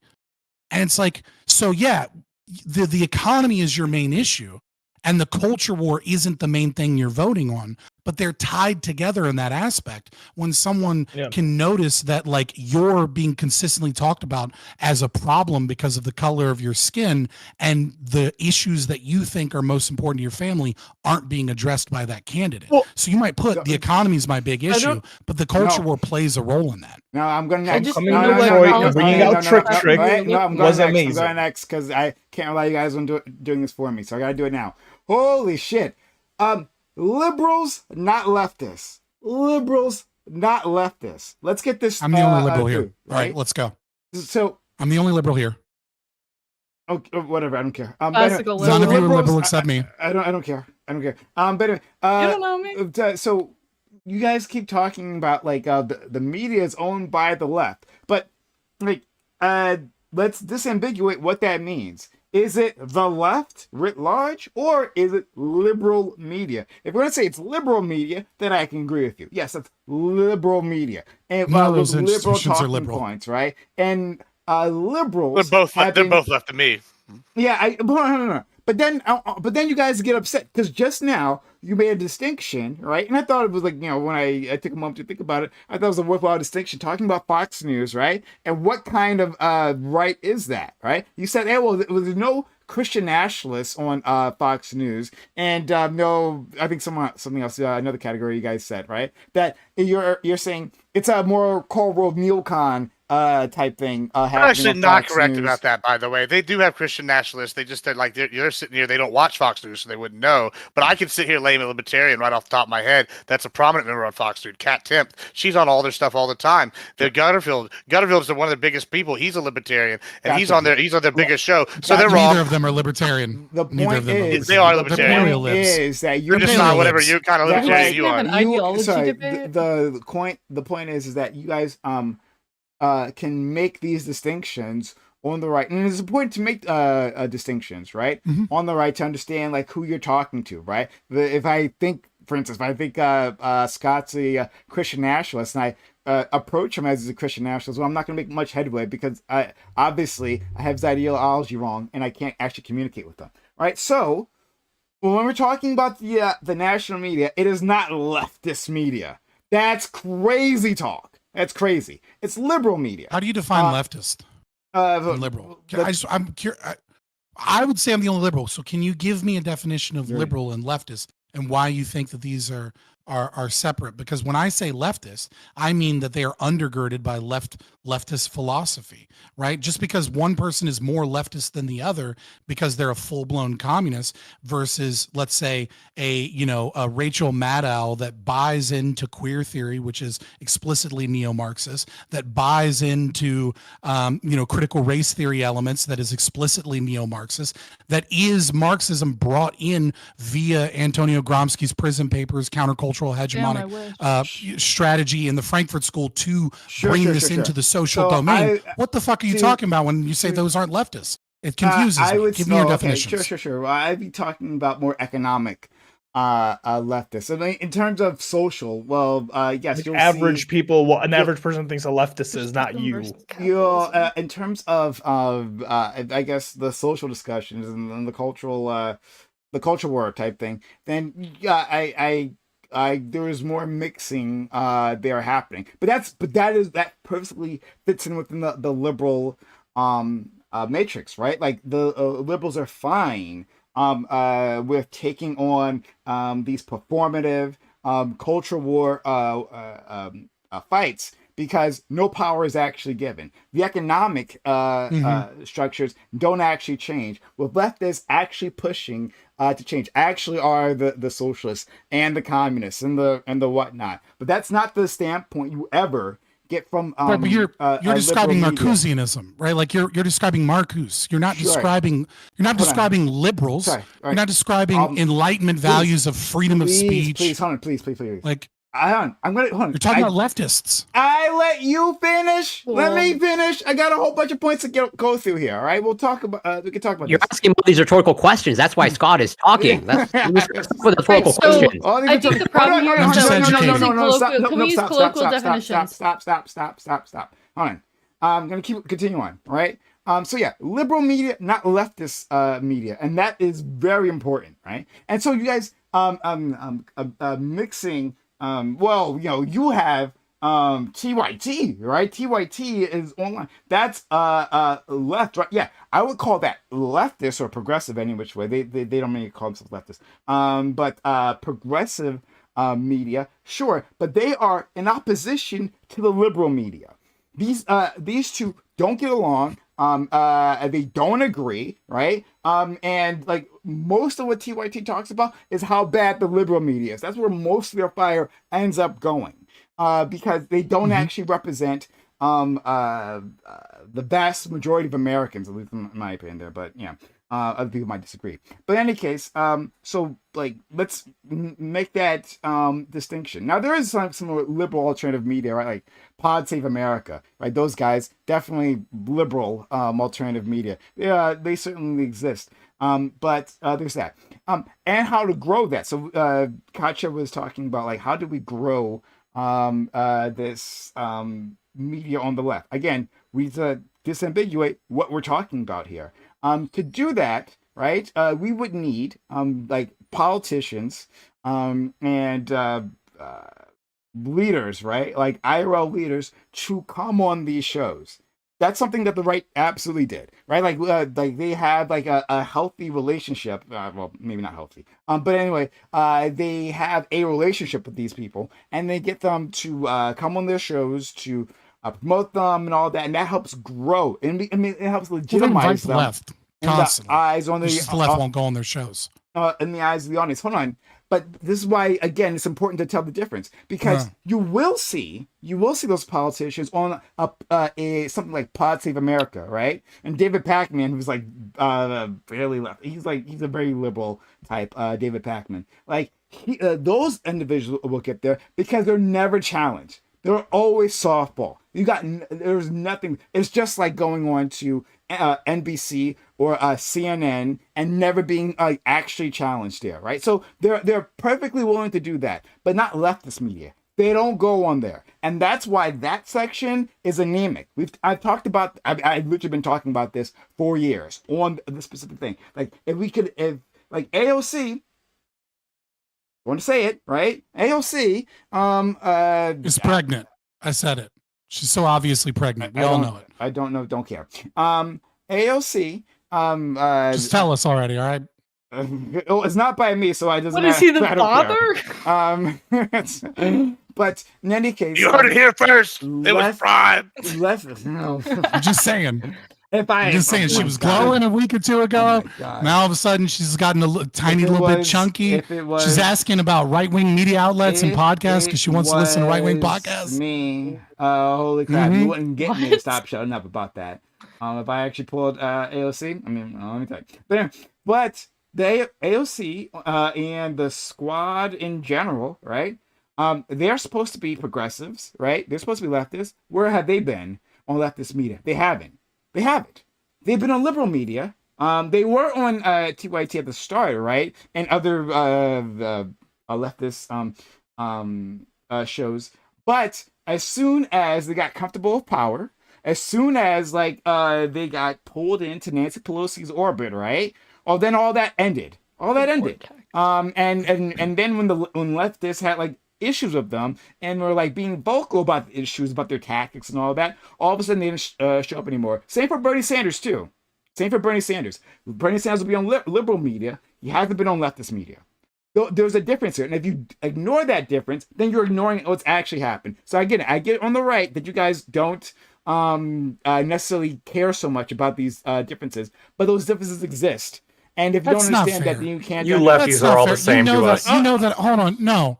That's not fair. You know that I obviously understand that there's a difference. Okay, you great. know that I understand that okay. So what I'm responding to is the fact that you guys kept saying left, and I'm saying that left. Yes, left of me. It's left of me. Yeah, that's left of me. Great. Listen. Okay, listen. I'm saying they're the left. Hey, I got more things to say. All right, don't worry. Okay, Good God, great. all right. All right. So don't engage with your points. Just say make so many of them that they fall away. Thank you. Good. I'm glad you're on my mode now. I'm glad you understand what's happening. Thank you. Any which way. Grassroots media on the right. That's interesting. So I mean, I can't deny that certainly some of that exists. But the right has had billions of dollars, not billions. I'm sorry, millions of dollars. Well, actually, maybe billions. If you include Fox News, right? If you include the money, Fox News burned, I think it was a few billion. You can't include Fox News with all of the right. If you're going to say that I can't include the liberal media with the left when they obviously wanted. That's why you'll all rally behind Donald Trump. Trump. If you include Fox News, if you don't want to include them, that's fine. Any which way, right? But I was making a distinction between media and alternative media, right? So I would say Fox News is media, right? Traditional media, and then I was comparing that to alternative media. But there's the billionaires on the right, the big money donors on the right, have actually paid these individuals, some of these individuals, and help get these outfits off the ground. Right? Dave Rubin is a perfect example of this. Dave Rubin, who had left the Young Turks, and he was a failed comedian. All of a sudden, he shows up on this channel, right, with excellent production value straight from the start, with a mansion very soon after that, if not immediately, very soon after that, he shows up and starts pretending he's on the left, and I don't know, I'm a lapsed leftist here, but like, you know, what's happening there is crazy, right? And you know, the right makes just so many good points. It makes so many points, but I'm actually, he does this whole little song and dance. We do. Thank you. Yeah, he does this whole little singing and dancing. Song and dance. With extremely well financed project, right? Like, oh, and then didn't Kamala raise more money? Turning Point US. Oh, we'll talk about that. We'll talk about that. Media. Absolutely. Thank you. Yes. We want to talk about overall value of media and which way it leans. We can talk about that. No, wait a minute. But Lactoid. You are confusing liberal for leftist, my bad. Well, yes, actually you are. First of all, you are. There is not nearly that kind of money in leftist media. It's no true Scotsman when it benefits them, and then it isn't when it isn't. It's because you're all part of co-ops, and none of you like. There needs to be some corporate power behind like the media, right? And yes, I know you're saying, well, we're separate from them, but like they're leftist to us because they are part of your group. Yeah, sorry. But exact same is true on the right. No, hold on. I'm sorry. You're not describing I won't take anything that from a different. libertarian who gets highly upset when you characterize them, right? I don't get upset. Scott does. Hurt about Scott called me a socialist, and I took it in stride. Okay, I don't get as pained about this. You didn't take it in stride. You didn't take it in stride. He is a socialist. I respectfully disagree. Yeah, I respectfully disagree. Yeah, sure. But I'm not going to get my panties in a twist about it. Okay, sure. Anyway, hey, I see your hand, Gibbs. Like I already see that. But fuck, what was I saying? Getting things mistaken. They were saying. Turning Points USA is another outfit, right? Plenty of money coming in from big Republican donors. That's the thing that's happening. And there's no equivalent on the left. There is on the liberal media. You get corporate sponsorship, but the leftist point of view is to deconstruct the power of a billionaire. Right? There's like one or two who like had given, but you have to remember, like the leftist message undermines their power, their position. So you won't find a lot of them here. On the right, which venerates these individuals, right? Not maybe all the libertarians, maybe not, maybe ANCAPs would say differently, right? But on the right, in general, the corporate friendly right, yes, you will find plenty of billionaire money, and that's but it's the same thing on the right. It's exactly the same thing on the right. Like Nick Fuentes was fucking. I don't like him. I don't like his ideology, right? But he would be an example of people that sit beyond what you would consider the center right perspective. Obviously, I agree. And he was banned off of every social media platform. He wasn't given a voice in a ton of different places. Like you're describing a process that happens on the left, and that also exactly happens on the right. I said so when we say right as well, yeah, right. But when we say yes, the left dominates it, then all of a sudden you go, oh no, those are liberals. It's something totally different from the left. The left is this other small thing. So it's like, okay, so you're saying that Kamala Harris doesn't have a coalition of the left, that there's actually this centrist Democrat party and centrist Democrat billionaires, and then there's this tiny little pocket of oppressed leftists, but the right is this big coalition, but they're all the right. Like I literally did not say that. I said the opposite. I made pains to say the opposite. I made pains to say, hey, the right. I didn't say that you literally said that. I'm talking about the logic of your argument. There are many different segments there, and I said not at the very start. Well, yes, I recognize there are some grassroots on the right, but there's simply a lot more money sloshing around there. I didn't say everyone has access to it. There's way more money sloshing around on the left. That is an insane thing to say that there's poorly. It's how it's used. When we're talking about corporate media. Right, not when you magically separate the left into multiple categories. Yeah, hold on, then there's not more money. But then you have to do the same thing for the right. I'm not being unfair. I agree with you when we're talking about corporate media, right? Of course you can. Corporate media on the left. Then yes, there's a lot more money. Agreed, right? Overall, right? But when we're talking about alternative media, so maybe I didn't make that division clear. So maybe that's my fault. So let me be very clear. When we're talking about alternative media on the right, yes, far more money than you'll find on the left, specifically. Right, because they don't have, because the Leftists. left has the like you're talking about, like legacy media is the left. If you turn on your TV, it is left-wing talking liberals. points. Yes, That indeed. is I agree. I've said that already. Okay. Right. Understood. So but they're not leftists. You are right. Right. You are right in saying that the right's money is in alternative media, but that's because that's the only media they have access to. The right doesn't have access to legacy media. I didn't say otherwise. Did I say otherwise? I don't know why. Hold on. Newsmax is alternative. Okay. I don't citing CNN as the right's media is fucking wild. I didn't. I said they hold water from time to time. I didn't say they were the right's media. Having a patsy on every now and then so that you can strengthen your own ideas is not fucking right wing. I mean, yeah, no, like I'm not we saw. Just to be clear, we did see. And I think we're talking about like putting all this money into the alternative media space on the right. I think a lot of it actually did have some to do with Gamergate. We had Steve Bannon, who saw like the energy that was there for Gamergate and thought that it could be harnessed. He talked about this. It's like, yeah, I watched Gamergate. Like I was in these discussion rooms and I realized, yes, there's something to tap into. I think he raised money to actually do just that, to find individuals who would do just that. But again, not saying that there aren't some people who came up and did it by themselves, put up themselves by their own bootstrap. Maybe Lawrence Southern was one of those people. I don't know, right? I'm not pointing out which one. Some news the ones on the right in that case. But just saying that there was specific plans made for that. Okay, Joe Rogan not left.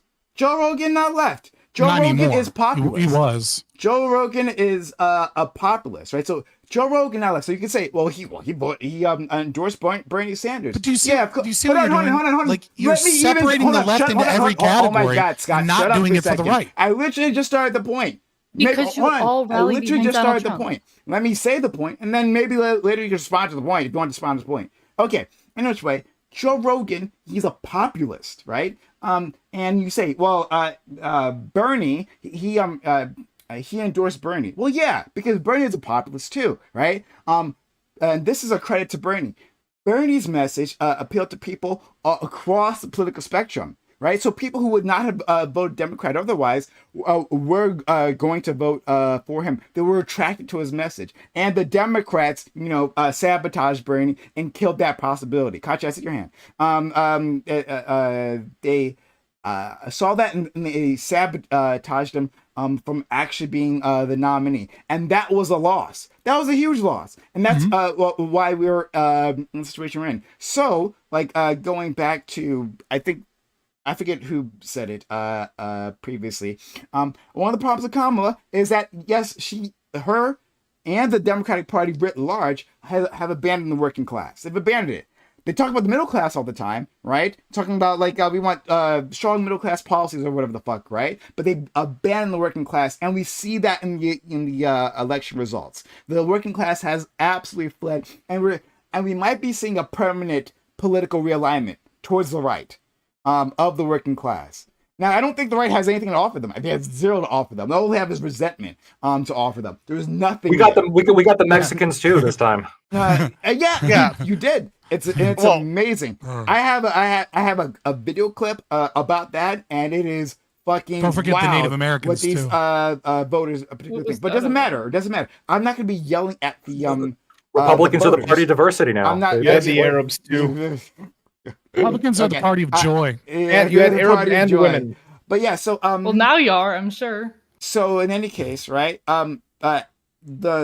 It's Democrats who have lost them. It's not simply because of racism or sexism and that nonsense, right? I mean, that actually does play a role because we live in America. Absolutely, racism exists here, right? Even Black Joe wants to deny it. But there is definitely a fact that these people were gettable. Bernie was proving they were gettable. They were part of the Democratic coalition previously, but they've abandoned them, and that was a problem. Then finally, actually two things. One, Kamala, like, she had like a plan that was like a small set of She had a goals, concept of a plan for like maybe some sort of race-based priorities, but like Kamala went through great pains to not run as a black woman or as an Indian woman or as a woman in general. She didn't want to do any of those identity politics. Yeah, actually, she went through great. She didn't talk about that shit at all. She went out of her way not to do that. Absolutely. On the right, they just like say this all the time, right? Oh, she's running on identity politics. She literally was not. She saw what happened to Hillary Clinton, and she was not going to do the same thing, right? So there's plenty to criticize Kamala Harris on, and don't worry, I'll do it, right?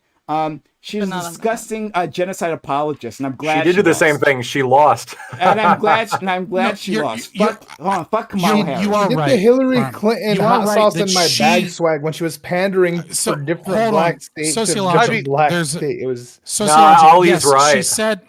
I didn't hear. I mean, yeah, she definitely washes greens in her bathtub. She was doing accent to black, accent. She was matching the accent of the state that she was in, depending on the black voters. No, I hate that shit. That's just code switching. It's fucking natural. Yeah, politicians do that all the time. It's natural. Yeah, people do that all the time. Yeah. Like fucking, stop. Code switching is just not when Tarantino does it. It comes across as very awkward. Different. She might be a little bit more egregious about it, and maybe it's played up to a certain degree. But no, the thing here is that like when the Republicans say, right, that Kamala Harris ran an identity politics campaign, they are not saying that in her canned interview responses and written speeches that she was constantly running an identity politics game. What they are saying is that Kamala Harris has a campaign, right? Discord servers, Kamala HQ, tons of paid media outlets. Mm-hmm. And yes, she sent her attack dogs to play people that were paid by the DNC to play identity politics while she pretended to be above it and pretend to unify, and everyone knew it was fake. Like when they did that photo op with her niece at the speech, and they had her niece sit directly underneath her so that they could take a picture of her with her black braids. And then Dana Bash was like, "Oh, don't you think that photo, really represents something about, black women and what it means to be black and what it means to be woman for?" And she was like, "Oh, well, I'm actually running for everyone." Like you have a campaign that is intentionally putting a message out there so that she can look like a unifier. Your example, she took a picture with a family member. It was a pretty. It was like a movie post. It was like a movie post photo. There's a photo, right, with her giving a speech at an event, and then her nieces sat in the middle in the front row. Okay. And then they hired a professional photographer to specifically take a picture that they were going to put out as part of their media blitz. That was like her with her braids from the back of her head looking up at Kamala at the future, right? Okay. And then they utilized this in multiple interviews where they were like bringing up this photo and how powerful it was as a woman and as a black woman and what it means. And then she had a canned response about like, yes, of course it does matter and that would be a great thing, but I'm here for everybody. What I'm saying is, yes, you are correct that in her speeches and interviews, she wasn't like, you need to vote for me because I'm black. What I'm saying is her fucking policies mention identity multiple times. That she has a paid campaign where they gathered $1 billion, where they paid social media influencers. I mean, DNC had a Discord server where they had thousands of people specifically working on how to manipulate community notes program so that they could tell lies and bullshit on Twitter on X without being community noted so that people would believe these things. They had a massive campaign and tons of people working, and many of those people that we know are paid, that are big like Twitter accounts, etc., were pushing identity politics, but there's plausible deniability.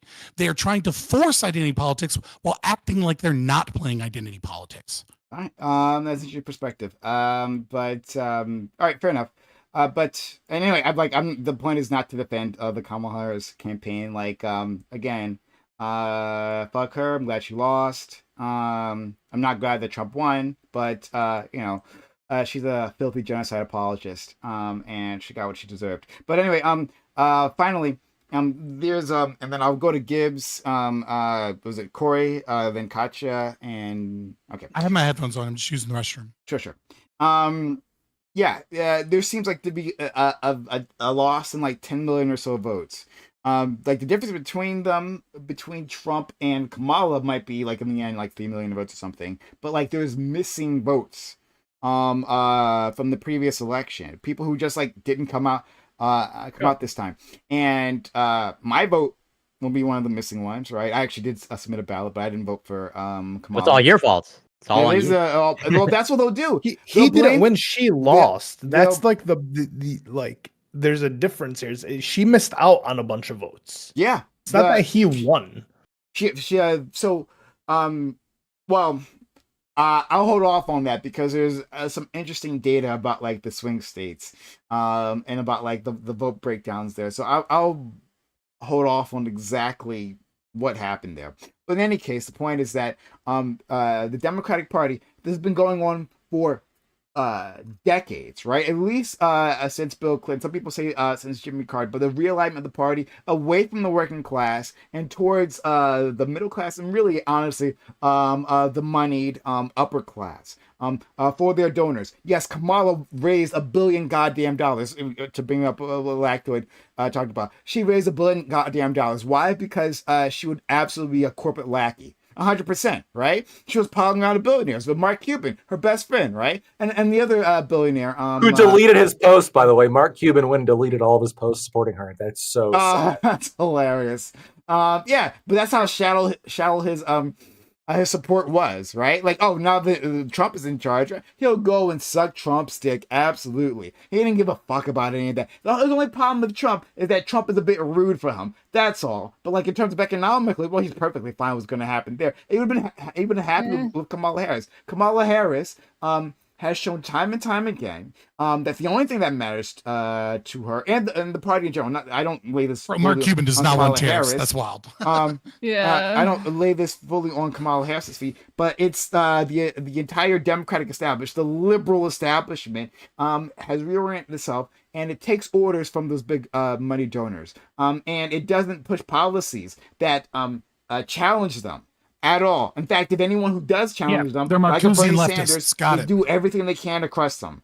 So I'm just saying there's a difference here, and that I believe this was a maybe not this election because Biden got out too late. It was Biden really fucked Kamala Harris 3 ways to Sunday. It's really bad.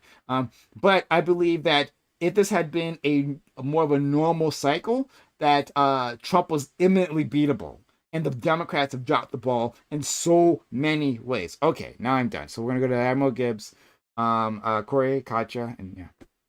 Yeah, so I mean, I think that like one of y'all mentioned earlier, like did the Republicans do soul searching after Trump lost? And yeah, I got to say, I think they did. You know, we saw this. So I think looking back at 2022, right? You know, where this red wave didn't materialize, it was a red ripple.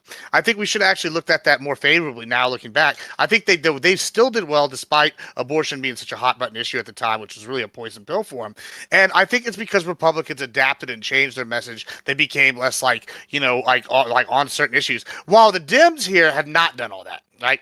It's all well and good what y'all are talking about, but it doesn't matter what the media, the left, the libs, media-wise or candidate-wise have if they don't fix their biggest issues, which I think is the elitism. Even in alternative media, the left doesn't want to include outside opinions or thoughts that are aren't critical to their agenda, right? I've been engaging with this for a little while now. This is where I'm at, right? It's purposeful elitism versus this inherent elitism. At first, I thought it was purposeful that these people don't want to hear about these issues that matter to people now because it's just like not important to them. Now I'm thinking it's actually inherent elitism. They can't even factor the idea that any issues but theirs matter. It's actually narcissism on a national level, which not only they think the average person will stop and ignore their problems that are affecting them every day, but they'll be gaslit and believing these other issues that are literally going to start even more important to them.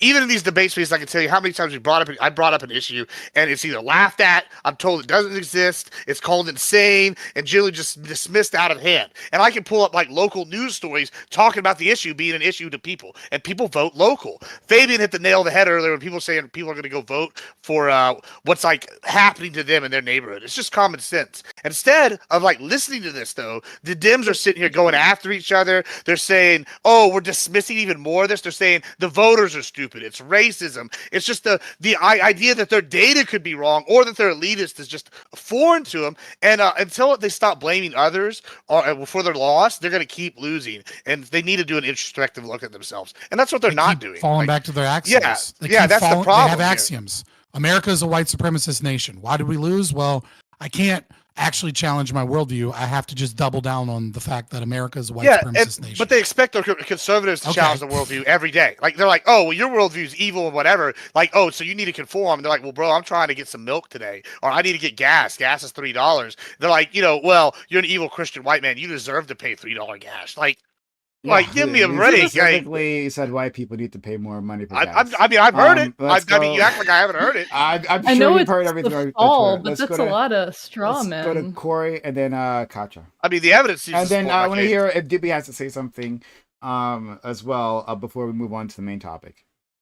Well, just for the sake of transparency, I do want to address Lactoid because he posed some questions to me. So when I made the claim of Harris might have just been destined to lose because leaders are losing all over the world, that is absolutely me doing a retrospective. As in, I didn't have that information at that time, so I will not own that point. This was I didn't have that information at the time, and also in terms of my predictions, I think my predictions probably maybe on Scott's VOD from last week. I assume, I don't actually know, but I did say I was mildly confident that Harris would win. Where I think I gave an actual percentage 55. You said that you thought that Gen Z was being undercounted, and that Gen Z was definitely the most pro Kamala that any other generation has been, and it turned out to be the exact opposite, which is that young males and Gen Z have swung right. And the social media then. Wait.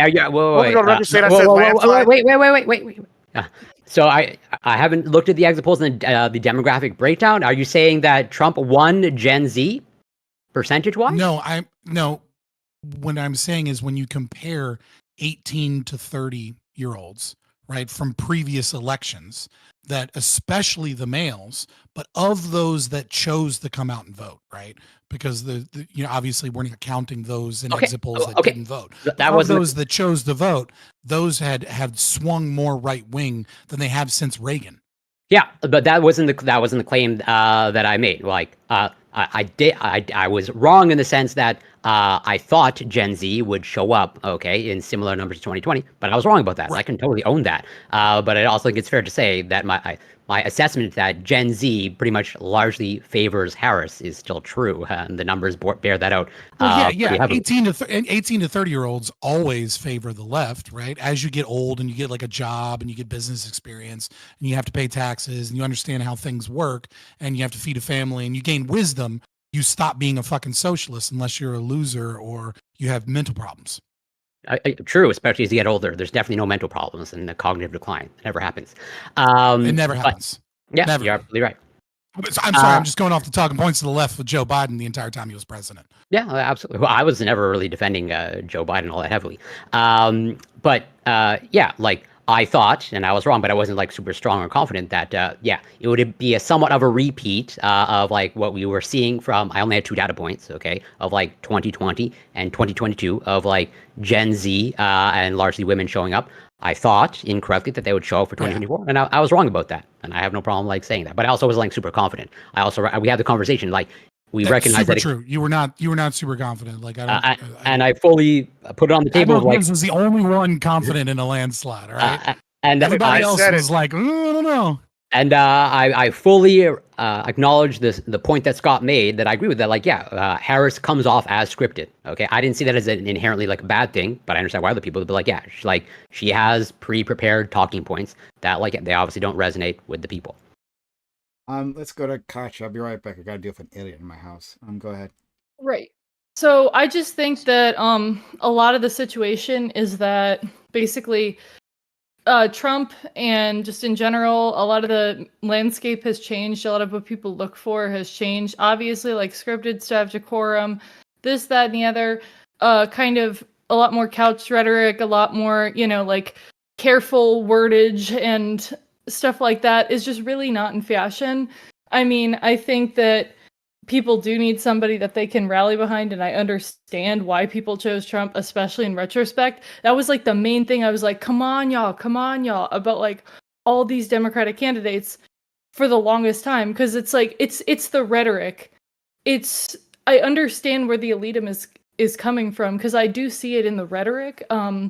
A lot of how like everything's got to be like civility time, everything's got to be super above board. Like, not saying below board is good, but like Trump's rude, Trump's mean, Trump says funny shit, Trump says what he's thinking. Mhm. I see the appeal there. Plenty of people do. And irregardless of if what he's saying is true or if it's going to help the people have that perception.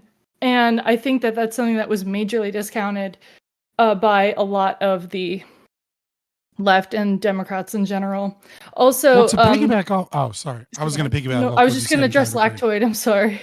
So yeah, I in regards to your thing that you said earlier about the incumbents or whatever, yeah, I'm going to answer to kind of myself with that argument with the incumbents losing. Corey with the inflation? Okay, sure. Yeah, with the inflation.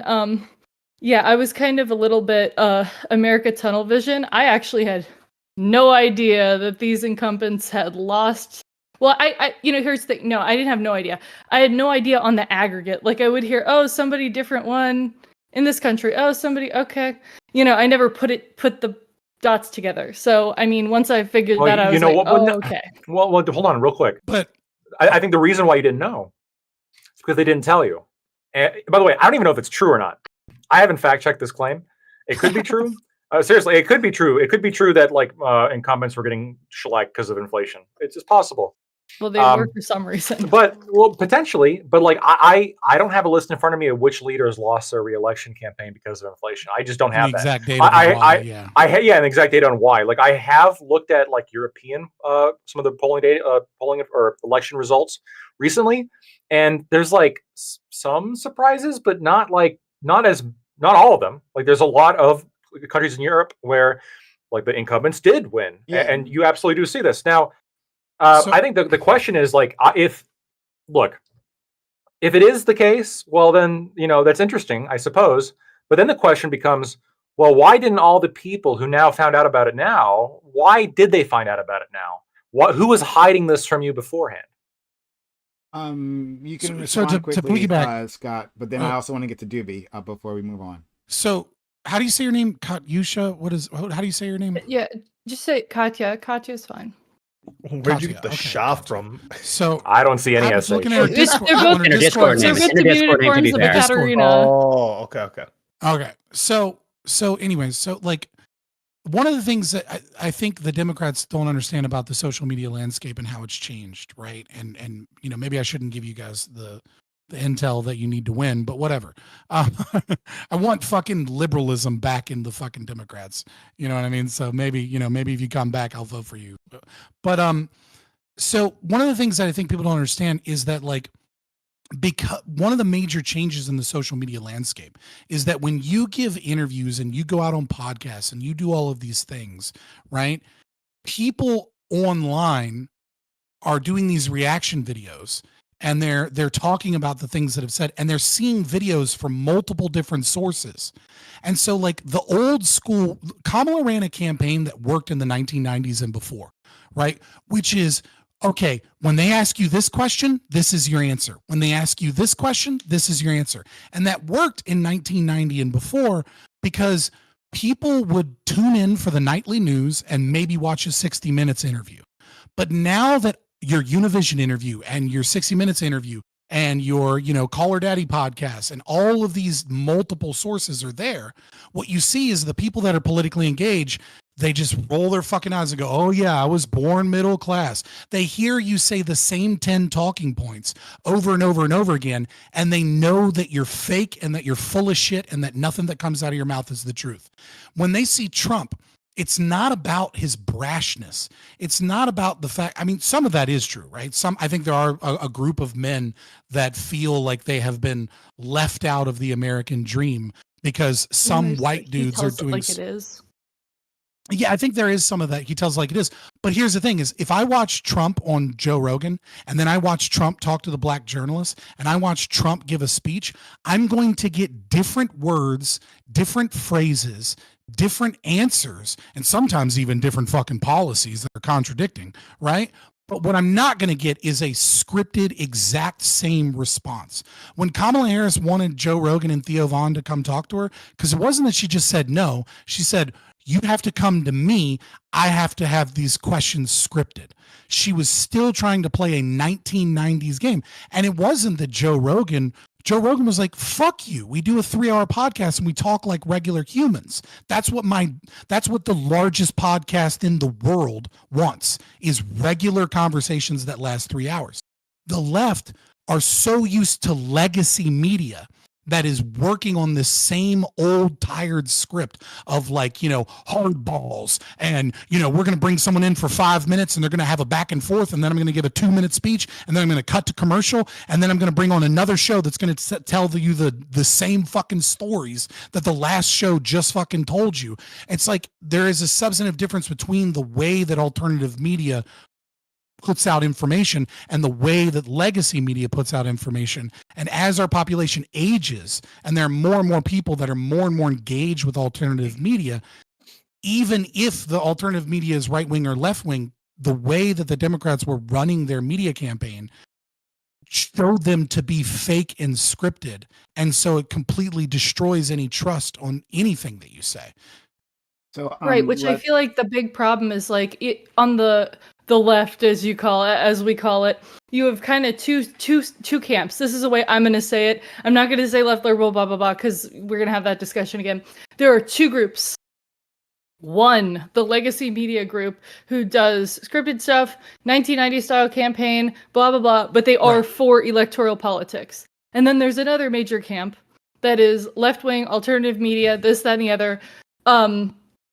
But they're like, we need to diverge from the party. We need to do our own thing. We need to vote third party. We need to do that. While both on the other side are rallying behind Donald Trump. Like, I think that's a big Is that typically true, or is that was that just hyper made that way because of Israel Palestine? Like I feel like in previous elections, people that were leftists, right? People that were avowed communists, right? If you want me, right? Avowed communists, or people that were like, I'm a democratic socialist, right? That were alternative media, Twitch streamers and things like that. They would still tacitly support the Democrats because the right was evil. And it feels like, maybe I'm wrong because this isn't necessarily my echo chamber, but it feels like that shift and that split and that like, I'm glad the left or I'm glad the liberals lost is bigger because of the Israeli-Palestine conflict. I agree that it's bigger, definitely. Yeah, it's definitely always existed. Little background. I've been all over the political spectrum in my life, but I used to be a Marxist-Leninist Maoist, and back when I was on the far, far, far left. Me too. Or haven't we all? You were not a Maoist. Fuck off. I've always been the same. I was a tank in high school. I was a tank. I knew it. He was a socialist. I knew he was a socialist. Was operative term was. Yeah, I was never political. 4 years. But during my tanky times, I was a hippie.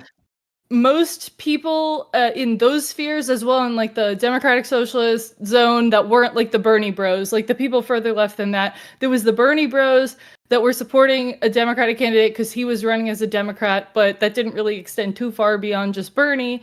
Maybe AOC, but it was like this small group, and then you had the people who were further left than that, who were like, America is like basically America bad, inherently evil, this, that, and the other, like systems rigged, no point in voting because they're capitalists. Like that was like always a big thing.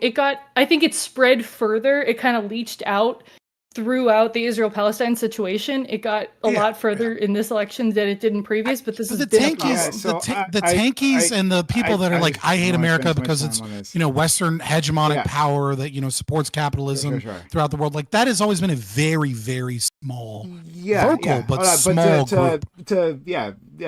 I agree with your point there, but that like there has been an anti-electoralism strain within the left, and like that dam has exploded because of Israel-Palestine. To like it seems in stark terms that literally no matter where you look, the left or the right, there's no difference. Like that idea of the uniparty. Well, that's why some of these Senate and House seats have gone Democrat, even though the counties went for Trump, because there are definitely at least some portion. I mean, you could claim voter fraud, whatever, but I would think that there's at least some portion of people that are like, "Fuck it, I'll vote Jill Stein, but I'll vote for Democrat for my Senate." Right? Like, it seems like it seems like a fairly rational explanation as why like Carrie Lake lost Arizona, for example. It's hilarious, actually, that she still lost in this red wave. That's like absolutely. It's pretty embarrassing. Yeah, it's fucking. I mean, it also did take 4 days to count the votes, which is weird.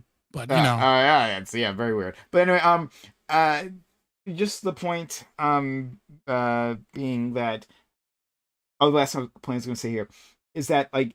Especially in this time of political realignment, the thought that even more people on the left flank are leaving electoralism. I'm telling you, the Democrats are in the most dangerous position they've been in generations. If this is more a permanent realignment. Oh, let me say something before I go to Doobie.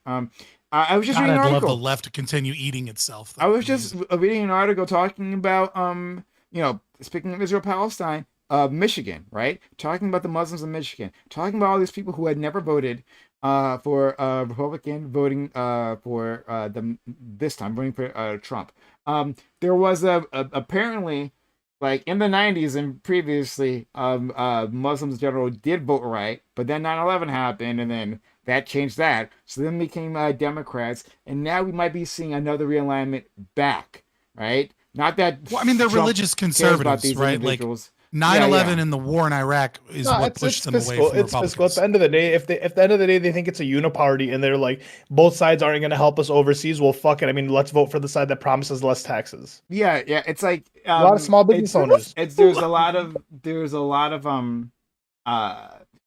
well, I mean, there's a lot of betrayal and hurt in one way or the other. No matter how you put it, there's betrayal and hurt. Shout out to Scott Pressler, a gay man, for making sure that Pennsylvania was won by the Republicans by bringing out the Amish. Like, you want to talk about soul searching and realignment? Like, the Republicans have certainly put in work. I don't know what you're talking about. But anyway, so yeah. I think that if this isn't addressed, right, if Democrats walk away from this thinking that it was just because the other side or the people who didn't vote for them are racist and sexist, right? If it's just if it's just like what you saw on The View, right, with Sunny Hostin and Whoopi Goldberg. I haven't heard from her yet, but I'm sure she's going to prove herself to be the low IQ woman that she generally has been over all these years. If that and others, we see Democratic operatives, we've seen a Democrat politician say that, hey, it was only because of, well, the woke stuff too, that's nonsense as well, but also like because everyone was sexist and racist.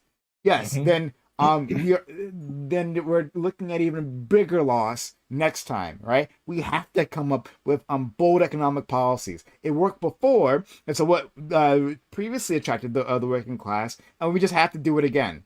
But they don't want to because that money is too good. That money they get, the donor money, $1 billion she raised in like 3 months. She broke records. Right? And I'm sure that money will keep her. Well, she lost it all. But it would have kept her. It would have kept her warm.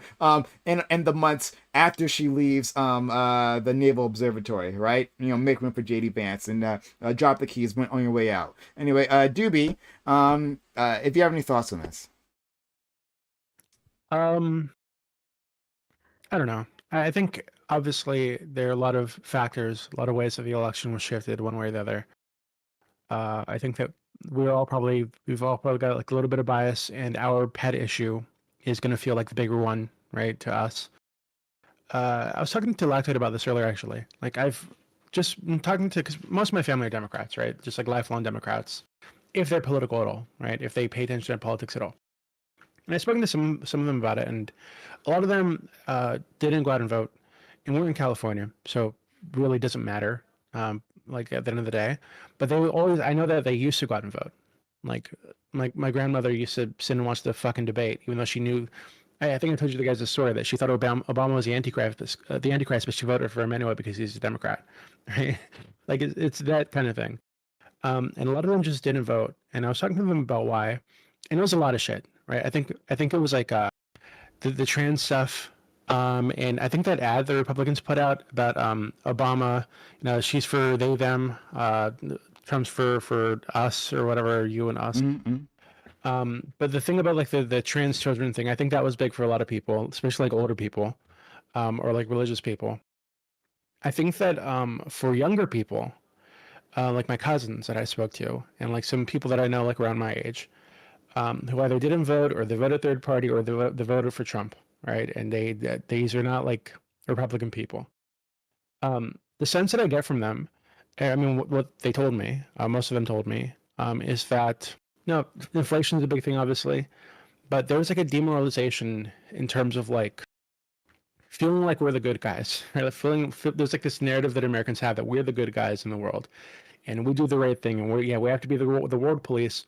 That's because American other countries, exceptionalism. Yeah, there's like this general like narrative or feeling that Americans have about how we operate in the world, and of course it's way more nuanced and complicated than that. America's done lots of bad things, sure, but this is a feeling that I think a lot of people have, and I think that for at least the people that I've spoken to, that has been degraded a lot over the last like year and a half, but it's especially by the Israel-Gaza thing.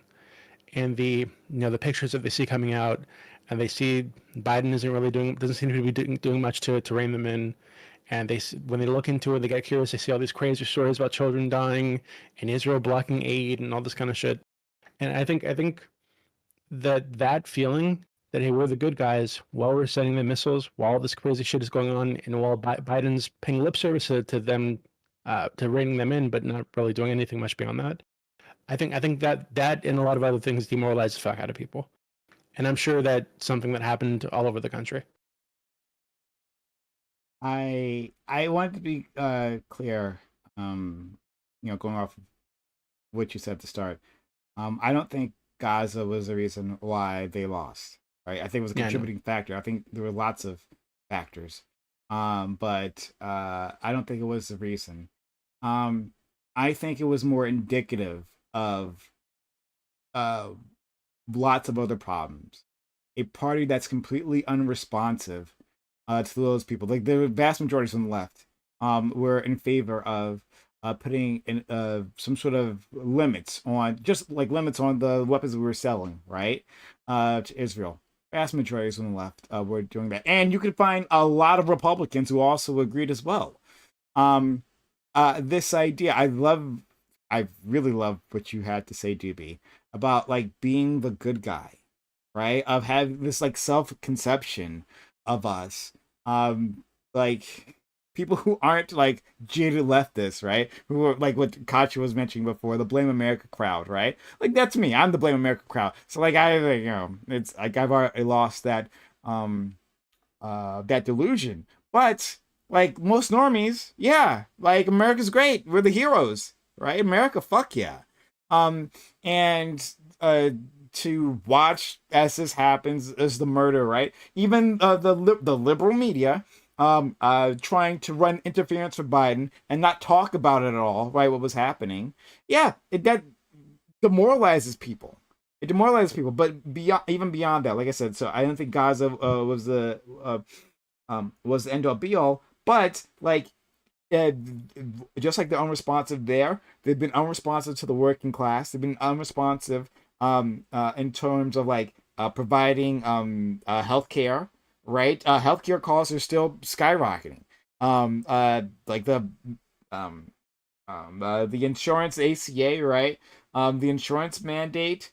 Like this, people remember that. People also remember that, like during Biden's term, they lost the child tax credit, right? That was a big thing. It was really helpful, and that was gone under him. Now, apparently, he made some movements to try to get that back, but the Republicans didn't really. The Democrats didn't really fight for it. They didn't really fight for that. There were so many things that they dropped the ball on, and people just feel like they're not being listened to. And yeah, I don't know. Yeah, 95% of Democrats and Republicans don't give a fuck about you. And a lot of people, I think, are demoralized. And then when Trump comes out and says things like, they're only after me because I'm in their way, they're after you. You know, you can discount that, you know, and I totally understand why so many people would, right? But he's the only one that's willing to say that. He's the only one that seems like he's fighting for people. He might be doing it in the completely wrong way, but at the very least, he is able to craft a believable narrative that he is fighting for them, and he has radical change, you know, radical policies. We'll do this. Populism, right? It's anti-elitism, and the worst thing you can do when a populist uprising is occurring within a nation state as an opposition party is to fucking embrace elitism. And the Democrats have done this completely. They have embraced elitism while there is a populist uprising within the people. That's the easiest way to lose election. Yeah, I think that's like the clearest thing that you could say. Like, there's obviously like a populist like uprising happening for a decade now. I think it's been like this trend, right? Yeah. And in that time, they've leaned hard the other way, which doesn't make we're any the fucking science sense. Trust the science. We're the smart ones. We're the college educated. We're, you know, the institutions are, you know, good. I mean, it's like in every breath, every step of the way, Democrats have embraced I would say the mantle it was of elite, even longer of being the than elites. a decade. Since 2008, Obama pretended to be a populist, right? He was a fake populist, with his transformative hope and change. And people bought into that. They really believed it. That's why, again, how the Obama coalition that people thought was some sort of permanent coalition. No, it wasn't, right? They bought into this idea of a transformative change because they can see structural deficiencies within the American system, right? Now, I'll have I'll have a diagnosis for what those deficiencies are. My friends on the right here will have different diagnoses, but I think many people can agree that something is wrong and that people feel like they can't succeed and they aren't being upwardly mobile and all that, right? They feel something is wrong. And when they heard from Obama that there was going to be transformative change, they bought into that dream. And then what did he give them?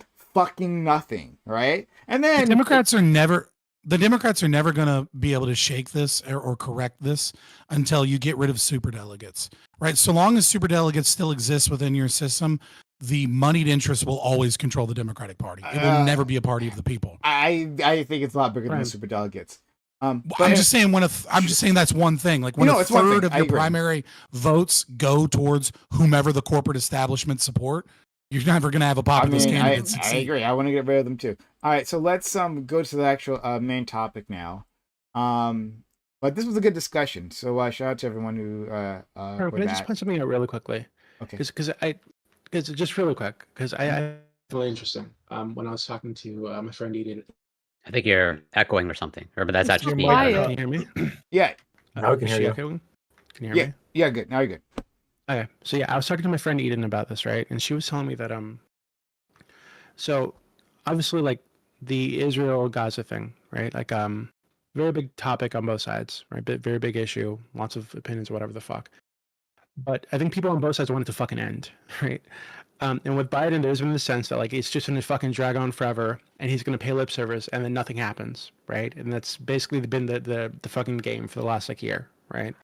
And Bibi, or Netanyahu, seems to want it to keep going, right? Probably because he's worried about the corruption trial and all that kind of shit that's coming after the war's over. Trump too. He was. Yeah. And this person, you know, they're very like pro-Palestinian, right? And they don't like Trump. But for them, the fact that Trump had a fucking timeline, like a deadline, right? That he gave Netanyahu apparently. There's like sources that that Trump gave him to like December. Right, or I'm sorry, to the day he gets into the office, which was like January. The day he gets into the office, to end the war, right, to end it.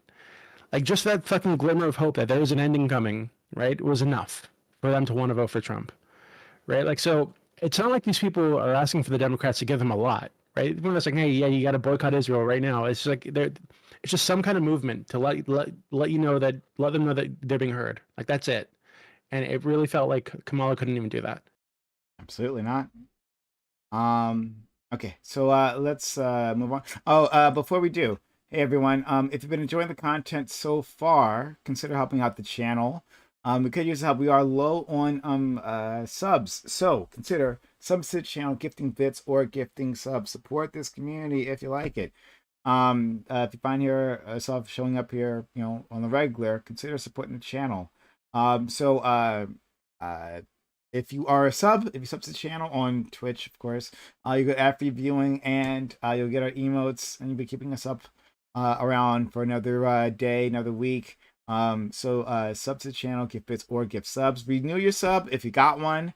We'd love to have you around. We thank all our people who've been sticking with this community, but we do need your help, so consider subbing to the channel, gifting bits or gifting subs. On YouTube, you can hit us with a super chat. I have been keeping track. We got a super chat earlier, and I read it in a timely manner. I want you all to be proud of me. But yeah, consider supporting us so that we can do this. Also, hit the follow button. If you haven't done so yet, hit the follow button, or the sub button on YouTube. Support us that way. Thank you for following Fry Karamaba. Fry Karamba. Oh, like I Karamba. There you go. You got there. It's oh wow, it was a struggle. But thank you for hitting the follow button. Okay. So let's go to the topic. Now that Trump has won re-election, many people on both sides of the aisle are terrified as to what might come next. Trump has made promises including jailing his political opponents, hobbling departments such as the FDA/EPA, and even mass deportations. This brings up the question of whether people within the administration should resist. Would it be ethical to ignore mandates or undermine policies that a bureaucrat disagrees with? Should people slow walk orders in an attempt to run out the clock on this of this administration? Or is it wrong to interfere with the agenda of a democratically elected government, especially one with such strong popular support? It seems like Trump is going to go to war with the administrative state. Whether it, there's lots of stirrings about this, and we could talk about like those indications. But in any case, even if that's not his plan, let's pretend that it's not. A lot of people have moral objections to what he's going to do. I mean, like he was talking about. I'm not sure if it was him, but maybe his nominee. I think it was Tom Holman or something like that. We'll get to know his name soon. The immigration czar, right? Tom Holman, yeah. Yeah, thank you. Talking about, hey, why don't we we'll be deporting whole families, right? He was asked, like, how do you keep, if you're going to do mass deportation, how do you keep families from being separated? It was like, yeah, we just deport the whole family, so it was not a problem, right? And they're talking about using military bases to hold these people as they use military planes to send them out of the country. Kind of sounds like a concentration camp, but we'll see. But people are going to have, whether you agree with them or not, they're going to have a moral reaction to this. And some of those people are going to be within the administration. Now, maybe you agree. Maybe you agree with everything that Trump is going to do, right? Maybe you're like, this is what should happen. All right. Well, then you can just pretend it's the opposite. Pretend it was an actual factual communist, not Kamala Harris, but who had gotten to office. All right. But pretended someone who hated the America you loved. Maybe it was going to hobble the Second Amendment or whatever. Right. I don't know. Pick your boogeyman. But once an administration is in power, right, and they have come in with popular support, absolutely, Trump has come in with a mandate. Once they're in power, should the people within there, should they act on their own consciousness? Does that make sense? Or is it wrong to resist in such a manner? All right, so let's go around and let's keep it quick because we went a half hour over time on the last topic. So back to it. Yeah, so I don't value democracy inherently, but I do value the Constitution and I do value stability. And I think that stability has some certain prerequisites. And I think the first prerequisite here is that people not violate the law when it comes to hobbling certain administrations. So, to the extent that any kind of hobbling is illegal, no, shouldn't do it. Now, when it comes to like non-illegal forms of hobbling, I I think that again, in the interest of stability, I think that as long as it's sort of within the realm of what is normally and traditionally accepted as obstruction of the game plan, basically of the alternative party, probably okay with it, right? Like you're going to see the filibuster come into play. You're going to see, you're going to see these things happen, and I think that's fine. But what I don't want to see is something wild happen, like I don't know, electors betraying their vote to Trump and voting for somebody else, or something like that. I mean, that would just be, I think, antithetical to the Constitution and the foundation of the structure of our country. So I'm okay with obstructionism to a certain extent, as long as it's not illegal and as long as it doesn't violate longstanding traditions of what is accepted to be obstructionist. So I just want to expand to make sure you said keep it brief. Yeah, I know. And I was just going to ask you one thing, and then kind of keep this idea in mind when you guys are answering, right?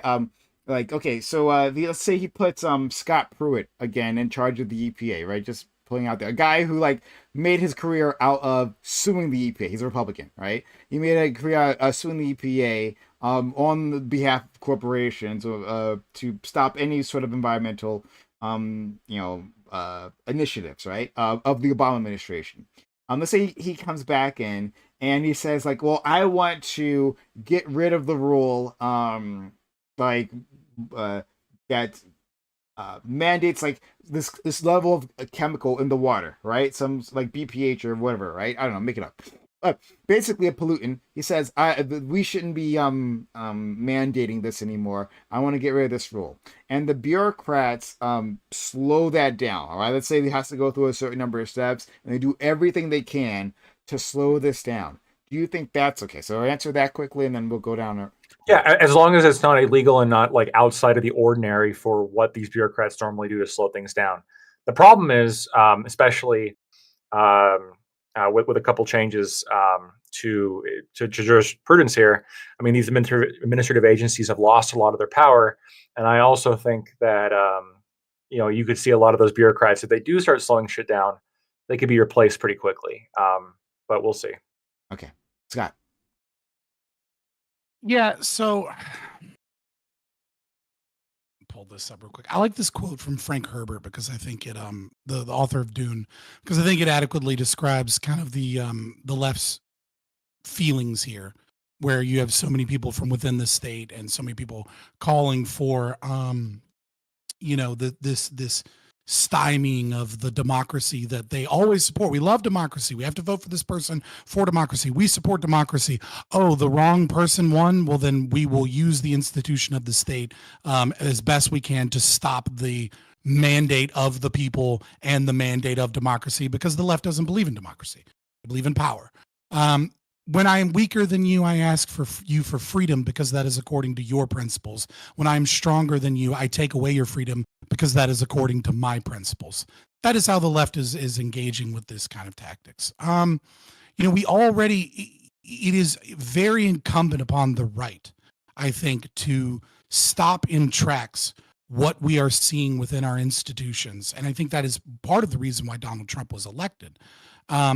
We already have vanguardism, within the state. We already have critical theorists and Marxists that are, you would call them neo-Marxists if you prefer, because they're, mostly cultural, that have infected the bureaucracy of the state. It is undeniable these individuals are there. And now what you are seeing is the left move on with Lenin's strategy, the exact way that he took over Russia, to the next phase, which is dual power theory, right? Read his letter, article, whatever you want to call it, April 1917, the dual power. And this is exactly how Lenin says that you foment the revolution or the communist revolution, is that you utilize those of the vanguard party that are within the state to slow down, make the state less efficient as we begin to build up parallel institutions. We use them to stop the will of the state, and then we attack how inefficient it is and how wrong it is and how bad it is, while we are also simultaneously slowing down the state, or, for example, individuals in the intelligence community, FBI, et cetera, that are, avowed, leftists in their thought. If you do not pay attention to this and you continue to allow this process to continue in the way that it is, you will, these are the building blocks of a second, of a communist revolution. Is it happening more slowly? Absolutely. Are there more roadblocks than there used to be in the past, especially when, monarchies existed and the state was more stagnant? Absolutely. But we should pay attention to that, because these are the exact same tactics that Lenin used to start the 1917 Russian Revolution. Thank you so much, Corey. Okay, I'll try to keep it actually brief. I largely agree with like 80% of what Lactoid said, so I'll echo that. If you feel something immoral and unethical is happening, do your best to resist legally and within your principles. But if you can't do that, then you just got to respect the will of the people. I'll leave it there for now. Thank you so much, Gibbs. As long as you're not doing anything illegal, I feel like you should be allowed to do whatever. However, that being said, I think that people need to take accountability and understand that part of the reason that Trump was elected is because people feel that the government's inefficient. And if you're holding up the process for what people voted for in general, that's going to be seen as inefficient. And that might lead to much more purging. Like, that might actually lead to a further purging, that wasn't necessary if, someone like Elon Musk is actually put in charge of Doge or something, and he goes in there and starts cleaning out places. It's like, oh, the ATF, totally gone, right? He comes in, he's like, oh, EPA, they're upholding, all these bureaucratic rules that stop me from getting this thing unrestricted. All right, we're going to clean all these people out. And so I think people need to realize that by resisting, they might actually make the problem worse for themselves. But I think as long as they're not doing anything illegal, they should. Thank you. Katja. Yeah, so I think people should kind of take kind of like a word out of the playbook of previous administrations that have done stuff like this and tried to slow walk stuff, hobble stuff, all that sort of stuff, because this has happened many a time in American history. There is a lot of precedent for, kind of trying to keep stuff stable while it be a little bit inefficient. I mean, I think that these massive changes, I understand that these huge bureaucratic changes are like a real source of instability. So I understand why they might want to keep that to a low roar, especially if, Gibbs said that they might, resistance might be worse for you and this, that, and the other. But if where you're going, if your ultimate destination is really bad, and we hope there's a limit on the term, because, obviously we got 4-year terms, and then what? Then hopefully we have another election. I'm betting on that happening, but I know a lot of people are skeptical. But if you know that there's a deadline, you want to try to slow it down as much as possible, which I think, as long as we're working in principles of the Constitution and we're not going against what's legal, as Lactoid said, as Corey said, I'm going to say that that's perfectly fine. And sure, go ahead. Try your best. Play the game. Okay, thank you. Let's go to our friend Ali. There's playing the game, which I think, they're going to do, and I think that's fine. But also, I think a lot of the big major stuff that people are afraid of was just rhetoric that he was saying to get the votes. I think he's, I don't know if it's going to be mass deportations and, females, female pregnancy forever. I don't know what it is, but play the game, but let's not slow down to our government, because I need the shit to function. So basically, I agree with Lactoid, Scott, Corey, Gibbs, and Katya.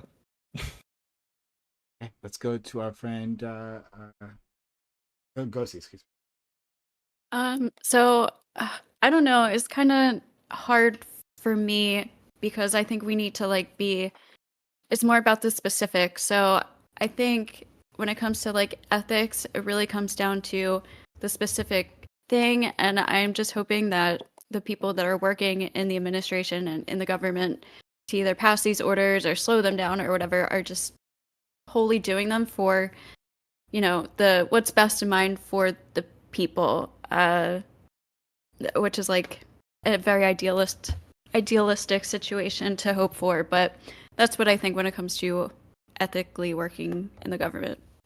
Thank you. And finally, our friend Dubin. I think I'm trying to stay positive, I guess. There are some videos Trump put out where he's like I don't want to say I don't want to be an asshole. He's not rambling. He's been pretty clear about what his plans are for these specific areas, right? The censorship thing, like the plan to save free speech or whatever. I think that one, if he sticks to the shit in that, I think it actually might be like very good, right? It's like some of I don't think all of his ideas are bad. I think it's ethical to like try to stop the ones that are bad. Probably, yeah. I guess it would just be like a case by case kind of thing. Yeah, I mean, like we have to have some. I mean, I don't know. I feel like there should be some sort of allowance for like an ethical conflict, right? Like, look, and okay, actually, I'm gonna hold off on that. We're gonna get to that point later on, but it seems like everyone here is kind of on the assumption that whatever happens is within normal politics, right? That you might have a disagreement, but in the end, it's normal. Like, what if it's an illegal action you're being asked to do, right? Or something you're pretty sure is illegal. So, can I get clarification on the topic? Yeah, give a specific definition of, or like example of what you're. Because when we read the topic, I thought we were talking about the fact that CNN was reporting that the Pentagon had a whistleblower that had spoken to them and was leaking that they were holding secret meetings on how they were going to thwart the Trump administration and try and stymie the Trump administration from implementing his agenda and plans, and how blue states and governors, or especially California, were already holding meetings on how they can do anything to stop whatever it is that Trump issues as far as executive orders or as far as within his authority. It seems like everyone is picking up on the topic, and maybe I was misunderstood the topic as like, is it okay to like sue the Trump administration and lock them up in the courts and, try and keep him from going against the Constitution, or, engage in lawfare and use other things to try and stop his agenda by legal means. I was under the assumption that we were talking about like the Pentagon and like the security agents and people that have already committed treason, saying that they're already actively planning additional treason. Scott, you're not wrong. What you're saying is part of this, right? Because my understanding is the overall topic is like obstructionism. And so if you have people like in these administrative agencies that are like, yeah, we're going to like try to withstand the Trump presidency. Like, my philosophy is, I think the exact example that Prime gave before is like, what if they're like, there's orders given to the ATF to like, violate the Second Amendment, or in some ways that you and I would agree would be violative of the Second Amendment.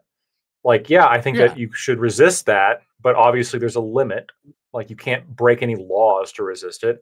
And I also think you can't really go like above and beyond what has traditionally been like the case to resist that stuff, because ultimately, if you're part of an administrative agency, you serve at the pleasure of the president, right? Well, you also brought up if you're part of the executive branch, you're supposed to do his bidding. Also, the topic y'all brought up, how I noticed Tron included that it was such like a large landslide electorally and in like the popular vote, and I think there is something to be said for that too. Like, okay, say I could resist, right? Like, say like, I don't know, I'm a low level. Let's use the EPA example guy again. Well, I could go in here and I could like slow up this thing that I believe in on this like certain chemical being slowed up.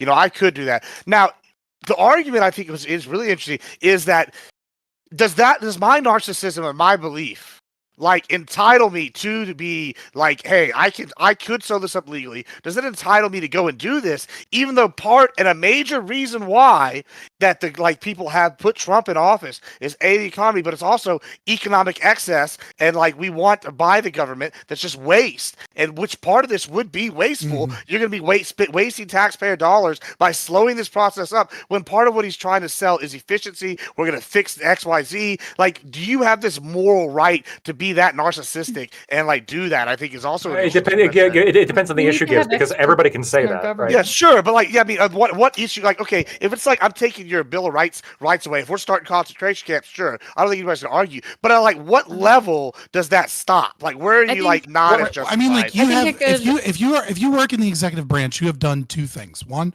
the first thing you have done is you have put your hand most likely on a Bible, potentially a different religious text, and you have sworn to uphold and defend the Constitution against enemies, both foreign and domestic, right? So if Donald Trump issues an order that is, explicitly violative of the Constitution, right, you are no longer in the domain where your job requires you to aid him, right? But if we're talking about administrative bureaucracy grinding to a halt as people do everything they can to make the government less efficient in order to stop the mandate that is supposedly given by an individual, then I just have to ask anybody on the left that agrees with that, since when did you abandon we have to do this because of our democracy? Because you clearly don't give a fuck about democracy. Now, me personally, I fucking hate democracy. Democracy is dumb because dumb people get a say, and they shouldn't have a fucking say, right? It should be your private property and whatever it is that you want to do, because I'm an ANCAP, right? But if you tell me that you believe in democracy and then you are okay with the Pentagon holding secret meetings on the best and most effective way to stop Trump's agenda and to find ways to stop the executive, I want to know what the fuck is in those goddamn meetings, and are those meetings right? Are those meetings like, hey, are they a bunch of crazy wacko lefties that have that think Donald Trump's coming in to issue in the Third Reich and that's genuinely their belief? Well, then you should probably get rid of them because they're fucking lunatics. And A, and B, are they actually trying to stymie the executive branch in its effectiveness or commit treason again, like they did when he ordered them to pull troops out of Syria? And they admitted, and individuals admitted that they lied to Trump, kept troops in Syria, and maintained war after Trump told them to pull out because they just didn't like his plans. And of course, they end up getting money on CNN interviews instead of going to prison like they're supposed to, right? Like what the fuck is going on, and why are we acting like this is normal? Right. So I think that there's kind of like a difference between two things that you've said that I kind of want to clarify on. So we've talked about like grinding stuff to a screeching halt in these bureaucratic areas and stuff like that, and making them non-functional or less functional, dual power theory, all this stuff. But then there's also like, obviously Trump wants to make tremendous changes, like getting rid of entire branches or of like the bureaucracy. Yeah, the ATF gotta go. He has the right to do. He has the constitutional authority to do. Depends on which thing he's trying to do, because some things, I mean, I guess some things probably not. Which I mean, if you want to get rid of the ATF tomorrow, he should be able to do that. Right. So, I mean, so if people want to sue and state governments want to sue in regards to this, or people in the federal government want to sue and have this work its way through the courts and decide what's constitutional and what's not. But in the meantime, everything's like acting as though it is right now. It's not reaching a halt, nothing's happening, boom. But we're just getting approval on these changes and making sure everything is kosher, above board with the Constitution. Well, that's not how that works. That would be that's not how that works, because if you sue, right? If you sue, and some DNC funded firm or NGO or whatever that has standing sues, they're going to get a stay of execution, right? So if Donald Trump says, hey, I want to do action A, whatever the fuck action A is, and some group that has standing petitions the court and says, hey, we're suing, until the court hears it, there's going to be a stay of execution that stops Trump from being able to do whatever action A is until the courts hear it anyways. So the concept that you would work within the bureaucracy to slow things down only matters if the courts have rejected you or Trump won his court case. It is not possible for you to work within the bureaucracy and intentionally slow down the state's ability to do so, right? Because of some constitutional issue that he doesn't have a right to do, and we need to wait on the courts, because that's just not how the United States government functions. Right, I'm saying that at first and foremost, people should go to the courts if they have an issue. That's what I'm saying. But when things have a stay of execution in the courts, when things have a stay of execution in the courts, everything's working as though it is before the change. It's just we're waiting to implement the change until after it's approved, which I think would be really good, because I mean, a lot of stuff he's trying to do, it is out there. It is different than what we've been dealing with for the last however many years. So yeah, if a lot of people are like, oh, I don't know about this one, we need to run this by courts, we need to make sure this is constitutional before these changes can take place, I think that's great. I think that should happen. Now, if the courts approve it and it's something egregious, I'm sure that there are things that I'd say, yeah, slow walk this shit. Oh my gosh, this is terrible. What were the courts thinking? The Supreme Court was smoking crack that day. Not like even in a partisan way. Like if it was across the board, like what the hell? Then yeah, I mean, I support it. But like every little thing, at some point, obviously, this is a democracy. Yeah. I think like a good example is like this RFK taking over the health department or whatever. Like if he has no background in public health or any experience like that, so if he goes ahead and makes like a bad decision that experts are disagreeing with and stuff, and for some reason there's some like legal loophole that allows him to do it, would it be ethical for people to kind of not allow that to happen? Well, hold on. Wait, hold on. The elites have decided that RFK is not qualified to be making those decisions. Oh, by the way, the Democrats are the party of the people. Well, right. Yeah, like, there are some people who are experts in topics. Who was the last Department of Health? This. Not everybody knows who was the last everything. Department of Health head? Weren't they kind of controversial? I controversial to the right. Can I give you exactly identity issues? Well, exactly. That's my point. Doctor. Yeah. So I mean, RFK has been like in politics for his whole life, maybe. You don't think he's seen the behind the scenes, like with like the X's and the O's and how like a bureaucracy is run. I do. I think he's not more on than health.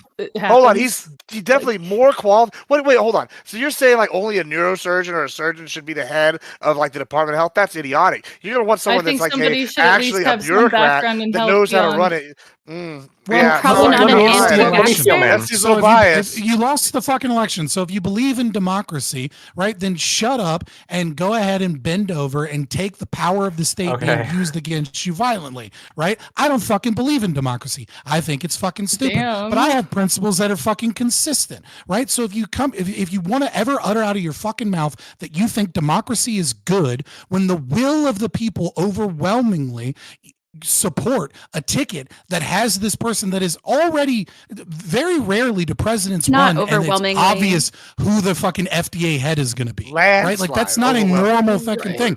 People voted knowing that RFK was going to make America healthy again, whatever the fuck that means, and that so and already knew that he had several policies, Doge. right? So this concept that like the experts disagree, we ought use a legal loophole to stop democracy is fine if those are your principles, but don't ever fucking utter that you believe in democracy. You believe in power so long as it is utilized for leftist purposes. That's what you believe in. I think that there are some things like the bureaucracy. The reason why the bureaucracy is kind of separate from elected officials like the president, like the Congress, this, that, and the other, is generally these are staffed. I mean, I don't think like when these were implemented, people like RFK were in mind. Like these were generally actual like experts in their field, and people who are doing that sort of stuff. Most of the founding fathers were in their fucking 20s. Stop. Did the founding fathers create the EPA and the they didn't have the idea. They created the Constitution that gives the president the authority to get rid of them because everyone within the executive branch works under the privilege of the president. They had no idea about the administrative state. We created the administrative state afterwards. Something that conservatives like to tell us and say, "Oh, it's illegitimate in the first place." And in any case, like you're making the difference, the delineation between a political appointee, which RFK would be, and then the lifetime government workers under them, Yes. who aren't supposed to be political. Right. But what I'm talking about here is if these individuals who are not political employees, who are just like regular workers, whether would it be wrong for them to essentially make a political act? Well, they used to be within the political appointees administration. too. They used to be political appointees too. Used to, when the new president would come in, he'd clean out the whole administration, and they would bring in all sorts of random people to take over. So I don't know why y'all acting like this is like think that's. That is I don't- true. You can look it up. Go look at Hold Google on. it. I don't care. Hold on. They So they used cleared to bring in. So you're saying they Every cleared out single all of person the in every- IRS, right? I don't know They how cleared out feasible all that of is the anymore, FDA. Gibbs. I don't know about They that. I cleared mean, out I'm not saying it's all feasible Yeah. now, but they used to do No, this. Absolutely, they would clean in whole things. You'd have to provide me evidence of that because that's like literally like tens of thousands of individuals. Yeah, like provide me evidence. Well, they would get rid of the heads of the departments, and they would the get rid of heads. the Yeah, exactly. they would get rid of like No, it was they would also- get rid of the people under them as well. Like they would get rid of the upper management. But at the same time, like was it Washington Times, I believe again, like just a couple years ago said that they don't know how many government agencies there are because it's too much to research. Like the administrative state has bloated significantly since then. Yeah, to orders like, of I magnitude could see more. them giving upper management, but like the entire like re-replacing all of the IRS, the APA, and like all the others of 3-letter departments. That seems weird. It seems impossible. Sorry, was what I meant to Well, say. and the That's 4-letter good. departments And the 4-letter ones. Excuse me. Lactoid. Yeah. So the first thing is now that Chevron's gone, the administrative state's much less powerful, which is pretty base. So I wouldn't worry all too much. But to sort of steelman the other side here, as I understood the steelman to be, is let's imagine a scenario in which us here on the base right would maybe like be a little bit uncomfortable with like with non-obstructionism. So let's say that Kamala Harris won and she implemented her gun buyback program that she suggested back in 2019. Okay, she directed the ATF to go take everybody's guns, and the ATF is like, oh, okay, fine, we'll do it.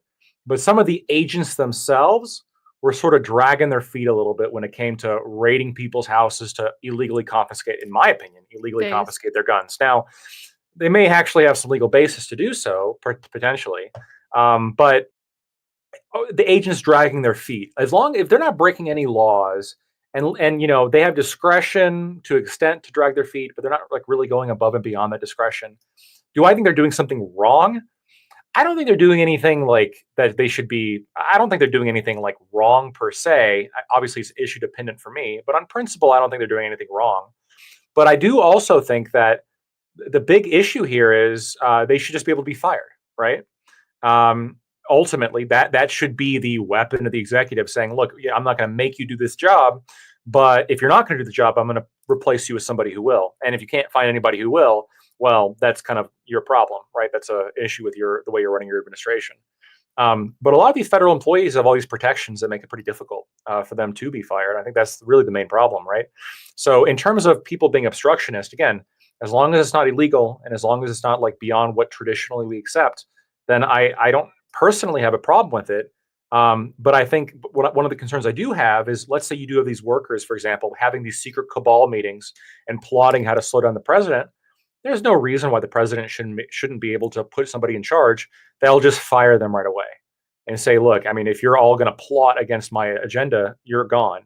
That's reasonable to me. And if we're talking about removing those protections to make that happen, I'm fine with that.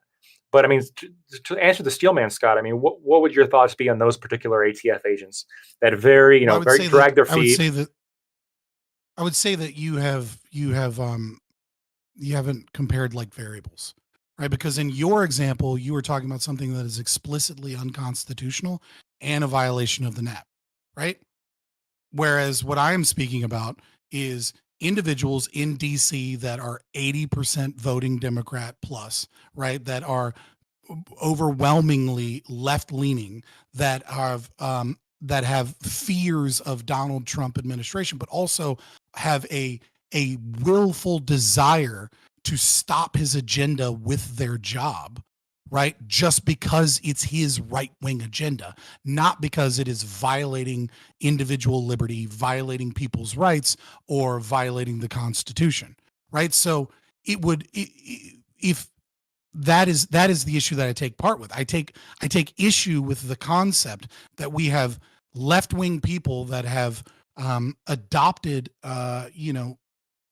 leftist ideology, that have infiltrated the state and now desire and are stating it in some cases, not individuals explicitly, but they're whistleblowers at CNN, et cetera, that these people are having meetings to prepare on how to slow down the supposed democracy that they believe in. That's ridiculous. I agree that part's ridiculous. But again, like I guess the steel man would be on the base level principle. Is constitutional. Okay, right. But let's just. But I mean, to be fair, the assault rifle ban of 1996 was for some reason found to be constitutional, right? So, I mean, let's assume that comes into place again. Let's say Kamala won, and she put that back into place. And like the ATF agents were being sort of slow in enforcing their rules, right? Their administrative codes. Like they weren't like not doing it, but they were not doing it very proactively. And I agree, like they should be able to be fired, but are they doing something wrong by not being super proactive? Yes. You think so? I think right. I think that if you are in a position in the executive branch and someone is you believe, so I'm doing an internal critique here. Sorry, let me apologize. I'm doing an internal critique from the individuals that say that they believe in democracy. From my standpoint, I think it's ineffective, right? And therefore probably morally wrong because of its ineffectuality. But like ultimately, like I don't have any problem with individuals working in the state to sabotage the state. I'm a fucking anarchist, right? But I do have a big problem with individuals of the leftist variety who want the state to function well when the left is in power and want to utilize that power to grow the state. And then when a conservative or Republican or a populist that doesn't agree with them comes in, they want to intentionally destroy that presidency and their agenda in whatever ways that they can. And I'm saying from an internal critique perspective, you don't believe in democracy. You don't believe in the will of the people. Right. What you believe in is power and pushing socialism. And I fucking hate you. No, one last thing. I think your position is very respectable. I agree with it, like 99%, especially as to the double standard that they're sort of enforcing. What I'm trying to do right now is avoid the perception of double standard from us is what I'm trying to do, right? I don't want people to say, oh, well, Lactoid, you said it's always wrong when they drag their feet when it comes to enforcing like the will of the executive, maybe like 10 years down the line when like Giga Stalin 5000 wins the election and starts taking away everybody's guns. Here's here's my very consistent approach. I think it's a bad idea and ineffective, but if you're going to do it, there's nothing morally wrong with doing it when you are doing it to stop unconstitutional actions or things that violate the non-aggression principle. Okay. All right. So, it's fair. It's a fair position. Yeah. I'm going to say that, and then we're going to go to Katja. I also want to hear from Diddy. He's been too quiet. He's probably plotting against me. That's what happens when he's quiet.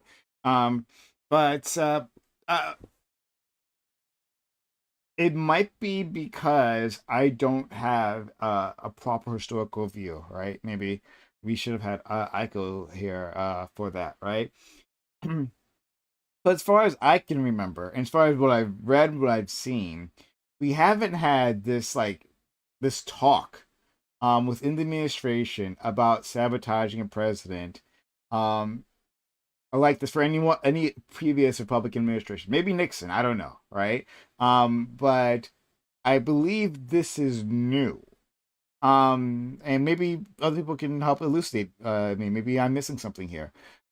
But like Trump seems to be an exception. Let's like not forget that, like, and I put like people on both sides because I actually meant that. Like for instance, Rex Tillerson, his Secretary of State. There was that story about like him and his defense secretary at the time. I forget which one it was. He's gone through a whole slew of secretaries. But there's that story of them saying, if he goes for the nuclear football, like we might actually have to wrestle him like to the ground, right? There are stories of like Trump, because Trump's a drilling moron. Let's never forget that. He's an absolute idiot. Trump making demands, right, within the White House, and people are going like, well, this is kind of stupid. And then just like not doing what he says. A source close to the president says. And not doing what he says. And then him never checking up on it because he doesn't actually have a policy agenda. He's just like, oh, I thought this would be cool, and then pushing that forward, like 10xing the nuclear arsenal, right? Like ridiculous, absolutely ridiculous thing to say. So good thing that was ignored. So my pardon me. Yeah, no problem. So where was I going with that? Hold on. You said it seems to be new, right? Yeah, you were saying it seems to be a thing you. that's kind of like special to Trump. Yes, which exactly. I don't think so. I don't actually think it is. I don't think it's new. I think people within the bureaucratic state have been, have had personal feelings about the job that they do. I mean, how does anyone really divorce themselves from political actions when they themselves are a citizen? I think what's new is that there's a certain segment within the population that is so fervently against Trump that people are willing to have meetings in the state with each other about it. And people are willing to leak to the media because Trump's such a danger. I think that's what's new. Not that, the state is inefficient. I mean, like, let's be honest. Hold on. But the other thing I want to say, and I haven't forgotten you, Katja. The other thing I want to say is that, like, yes, this one, it does seem to be, at least with like the openness, the brazenness of this. I don't remember, I haven't seen it with other Republican administrations. Again, maybe I just don't have the historical view on this. But what I have seen on the other side is the Tea Party, right? I've seen on the right groups, the Freedom Caucus, right, who has done everything it can to obstruct the government, right? Like now they did it from legislative stance, being within the Congress. But supposed to, yeah. But there is within conservative thought, like what's his name, the tax guy, the guy who made people sign the tax pledge, right? He made presidents sign that. Grover Cleveland, not Cleveland, Grover Norquist.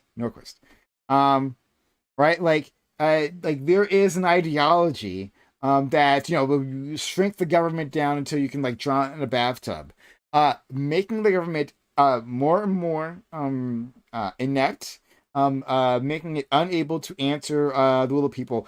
Because you had read that quote earlier, right? Like, when I was hearing that, like, oh, that describes the right. That's conservatives. Conservatives have been doing exactly that for decades, actually. That's been their game plan. Can you give one example where they have done that? Just one in all of, and like, since I've been alive, right? In the last 35 years. So, Can you name one example where they intentionally tried to make the government less effective? Sure. Less efficacious. I'll do it right now. Again, the Freedom Caucus, but specifically what I'm thinking of is like, I believe it was part of the Freedom Caucus, and I don't remember his name now. Fuck. But there was this senator who specifically got away of any funding packages for anything. He even stopped the 9/11 funds. Remember, there were like funds for the firefighters because of all the diseases they were suffering, right? This guy got away. I believe it was from Kentucky. I want to say Kentucky. Maybe someone in the chat might tell me who I'm thinking of now. I remember. I remember his face, but I'm sorry. I can't remember his name. And to be fair, he was at least talking about Rand Paul. You're talking about Rand Paul, who's a senator from Kentucky. Not Rand Paul. And he's not there now. He's not currently in office. Oh, okay. Yeah. But he also, right? I really think you're referring to Rand Paul, just to be clear. I'm definitely not referring to Rand Paul. I know who I'm thinking of, but it's definitely not Rand Paul. Also, there was, so, like, he would stop disaster relief funds as well, right? So, like, we like, make up special packages and, a place gets hit by a hurricane or whatever, right? To help with the rebuilding process. when his state, whether it was Kentucky or not, it was one of those middle states, I believe, maybe Arkansas, I don't know. When his state was hit with a natural disaster, he said specifically, no, actually not. For my state, I vote against it. I voted against it. The point is, he was stopping government from actually being official, actually doing the job of the government. He would say right, he was but being. Can you give an example of, because you this isn't an example of conservatives or the right trying to make the government less effective. This is an example of, like when the Tea Party was formed, we were in unimaginable debt that we were very worried we'd never be able to pay back. That was $7 trillion. Now we're $36 trillion in debt, right? Like this is stopping. Whenever you spend money, right, that is a form of taxation and spending, right? Like a form of taxation, either through inflation or through your tax. So that's not an example of trying to make the government less efficient. That is an example of trying to stop spending, which is part of inflation and the degrowth of the economy. Now, you can disagree. You can say that it is morally just to utilize taxation for disaster relief. I think most people would probably agree with you. Most people aren't ANCAPs, right? But I'm asking you for an example where anyone in the last 35 years that has had an R next to their name, or Freedom Caucus, Tea Party too, where they have intentionally gone through actions, either legislative or in the bureaucracy, and openly, right, to make the government less efficient so that it can't do its job, not cut spending and funding, which under their ideology, and I think many people's ideology, would be the cause of government inefficiency. Hold on. If the government literally can't respond to the problems because it can't get funding, right? If we it's not an issue of efficiency, that's an issue of spending. Okay, sorry. Well, then you just look at it differently than I do. But I can give you other examples, but like that's like the main. No. I think you look at it this way. Hold on. I'm talking about it from like a one-to-one of what we're discussing now, right? Like where there are individuals, executive branch, that are presumably, we don't actually know that it's true, but CNN was reporting that they are having meetings, not on like cutting funding or stopping a bill in the legislative process, but instead on how they can make the state less efficient at doing the task that it was assigned to do, and stop that from occurring because they do not agree with the will or authority of the president of the United States. That is their specific job. I'm not saying you can't find examples. I'm just saying I don't think there's going to be many. Like, I'm sure there are some, right? I'm just trying to figure out what they are. Do we know the specifics of the meeting, like what they meant? Because like I feel like that would really change the severity. I thought that was the topic. I thought that's what was inspired. I can give one example. Exactly what they said in the meeting. I can give one example, but it's not. We don't have that recording, right? We just have what the whistleblower. Right, that's what I'm saying. So I'm not sure how extreme it was. I think the best example I can think of, and it's not the feds, but a lot of states, my state included, there was like pandemic related enforced like rules basically put down by the state government, and sometimes like local sheriff's departments would just refuse to enforce them. Like they would not enforce them. I think that would be an example of like a government, like on the local in Texas, or in Texas, if you want to go down to the state level in Texas, where with the borders, yes, but also that's another example actually, yeah. Or piggybacking off of COVID though, right, where Texas attempted to pass a law that would ban companies from not hiring or firing people based off of their vaccination status, right? Because they were trying to inoculate against what they thought would be vaccine mandates from the state, right? But again, I think all of those would be unconstitutional, right? Like not intentionally having an open southern border goes directly against one of the few purviews that you are intended to protect as the president of the United States, right? As well as, COVID restrictions that they thought were coming down. I mean, from a natural rights perspective, I'm against what Texas did, because I think companies ought to be able to fire you for not having a vaccine. And I think I ought to be able to discriminate against said companies and say, go fuck yourself. I'm not buying your product. But, that's what freedom looks like. I mean, we would agree companies should be able to fire you for getting the vaccine, too. Yes, absolutely. Hey, sure. Okay, do you have something else to say? Gotcha. Go ahead. Yeah, I was gonna ask if Mitch McConnell would count under this example, because then we went to state stuff, so I figured I don't know if Senate would count, because him blocking the Supreme Court pick for Obama, like literally no matter what, and him trying to block literally everything he can, even going against norms, going against what everybody else has done in any recent times. He just was like, nah, I'm gonna stand here, brick wall, And Right, I mean, that's the since then we Senate. haven't seen that. I mean, that's checks and balances, right? Like that's the purview of the Senate, is to be a check against the president. It's not the purview of the bureaucracy that serve under the authority of the president to secretly try and stymie his agenda. Right, like that goes against the because you presumed brought up democracy. states too. You brought up states, and then you brought up local law enforcement and state but laws. he did, yeah. So what the point that's being made here is that, like, yes, senators, like, if you're in a different branch of government, it's probably okay for you to be sparring with a different branch of government and like being somewhat obstructionist and like within reason, right?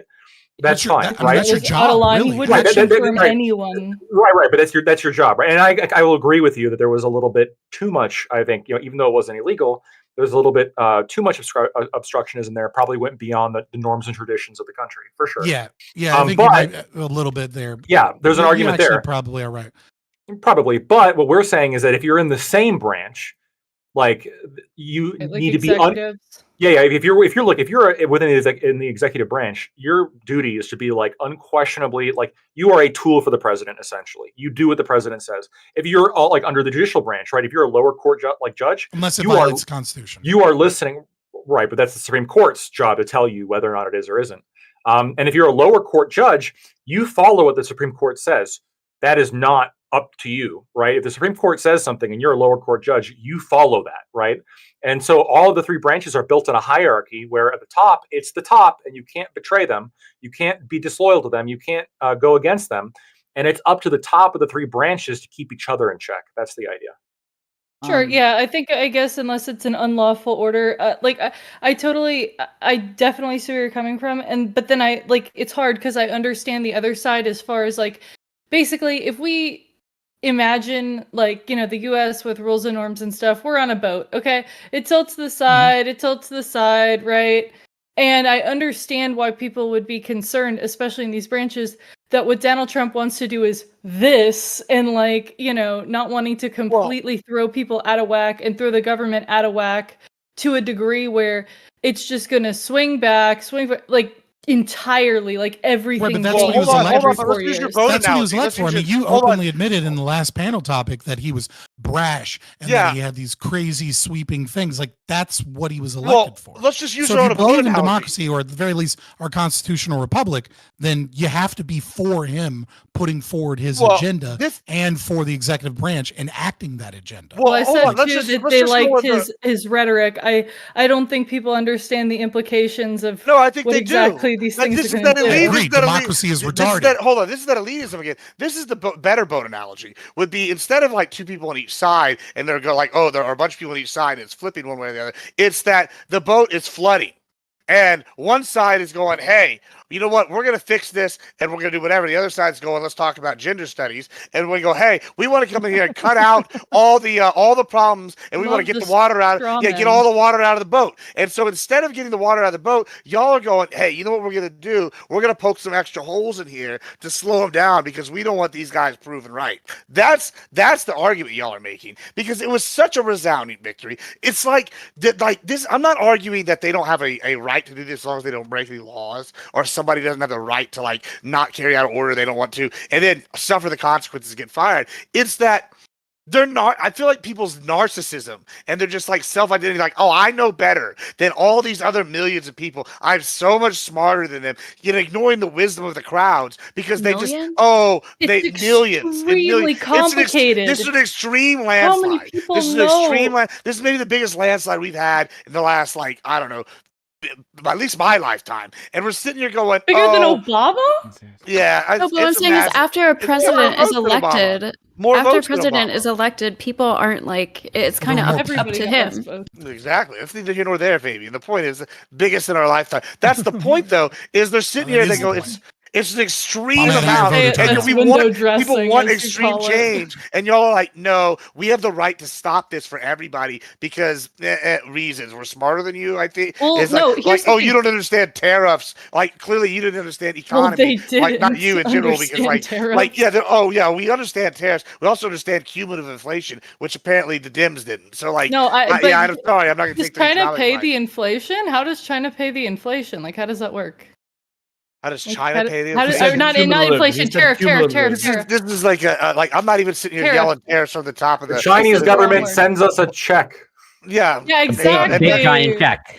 You know what? If Trump was able to make They them just do cash that, app it. I'd be like, oh wow, he's cooking a little bit. But like, we all know that's not gonna happen. Look.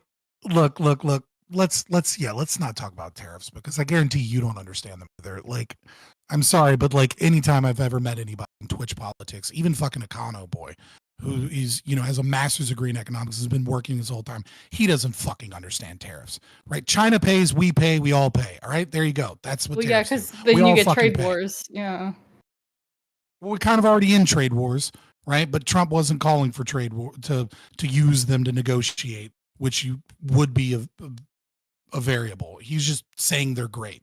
I So mean, he's an Econo Boy's idiot. a The great conservatives example that of voted for it. tariffs are idiots. Define what a tariff The Democrats is. that but voted hold against on. the tariffs are Econo is a great idiots. example. None Like, of he these people said- understand He fucking told these me that the economy wasn't going to be the reason. He straight up told me this on multiple panels. He told me the inflation wasn't going to be the thing. Before the election. Before the election. Not after the election. Not after the election. But he sat here and told me till he was blue in the face. The inflation rate didn't matter. The economy's booming. Like all these things. And nobody on the right agreed with him, right? And guess what? It looks like we were right. And then we say, okay, we don't want what y'all are saying. We want drastic change. And that's what the American populace voted in. Y'all are like, we have the right to go and tell all these people. It is, you know what? Fabian's right again. They really don't want democracy. They sit here saying democracy only works when it works for us. Otherwise, we're going to take our toys and go home. We're going to poke holes in the boat like that. Like we're going to sink it and then say it was so bad. Look, it was bad. It's because, it didn't work out. Well, why didn't it work out? Well, it doesn't have anything to do with y'all trying to stop us at every turn. That's why I started this with that Frank Herbert quote. It's exactly, you're exactly right. Like, I mean, use your principles when I'm weak and when I have the power. Also, one more thing you were right about was the Amish thing. I was incredulous in that when you posted that on Twitter, but I wanted to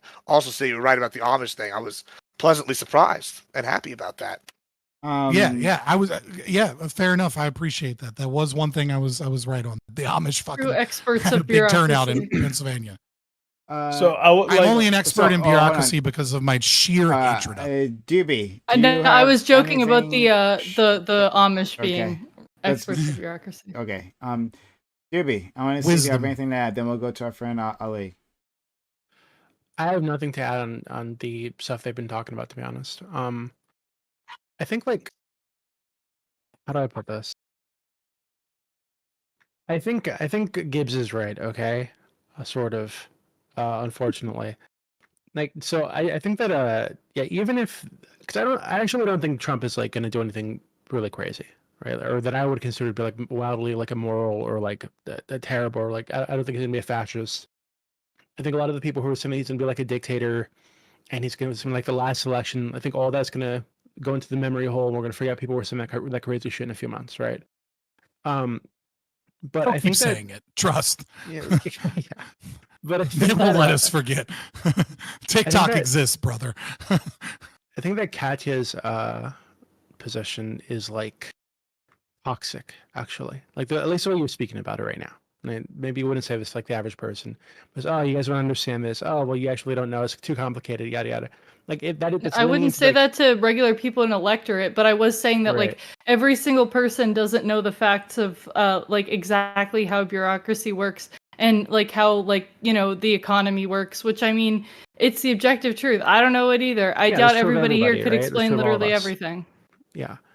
So, but I think it would be easy for so if this is the thing, right? If anybody Democrats... did, central planning and socialism would work.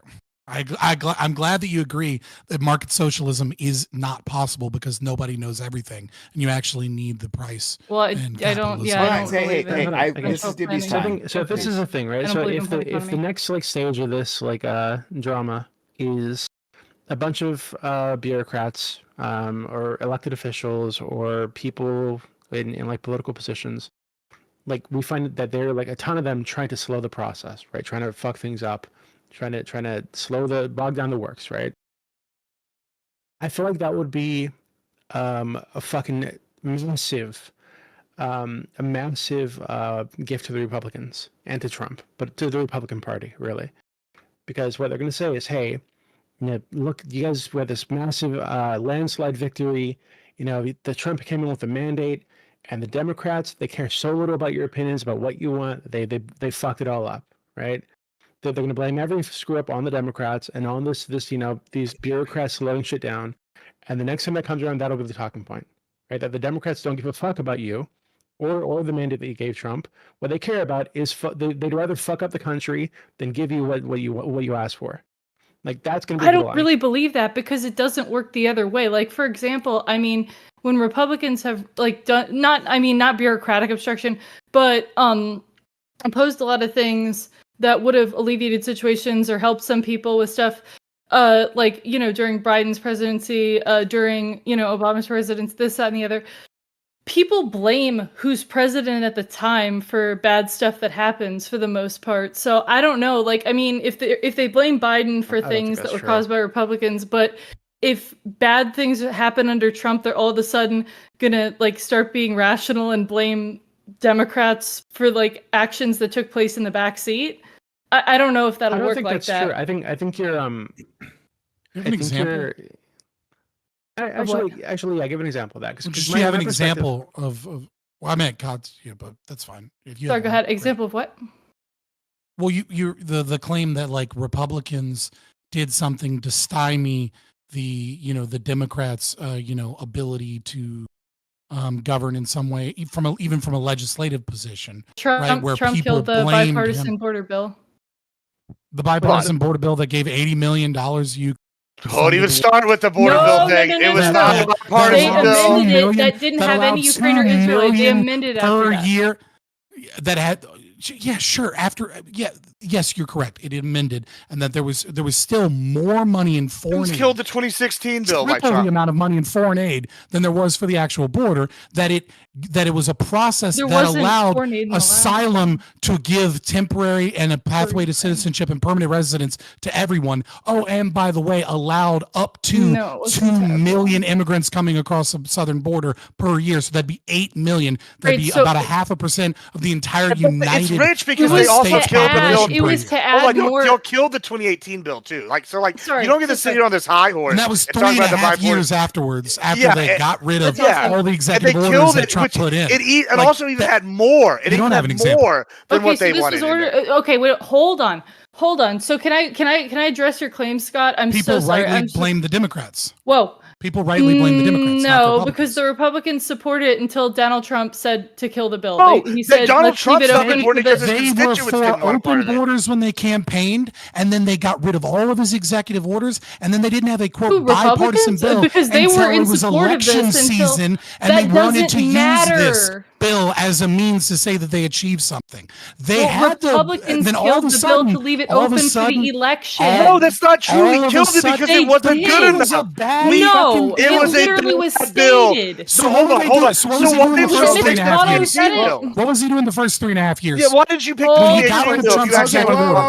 pull back. We gotta so she can actually answer. Okay. So what do you want to ask our friend Katya, and then Katya just answer that. What were they doing for the first 3.5 years before this bill? This is question one. What were they doing for the first 3.5 years before this bill, other than getting rid of executive orders that Donald Trump put in place that they reinstated on the lead up to the election because it got rid of immigration? We were in a crisis then too. Like that's what's crazy. So the original question was you don't get I'm not going to answer a question that's over there when I'm answering a question that was over here. Because I said, what was the thing that was you asked? What was the thing that was blocked by Republicans that they then blamed Biden for the situation or Democrats for the situation. I named that. Now you're saying, what were they doing for 3.5 Schumer years? blocked the 2018 Doesn't bill. matter. Let me That explain very doesn't have clearly. anything to do Pause. with that.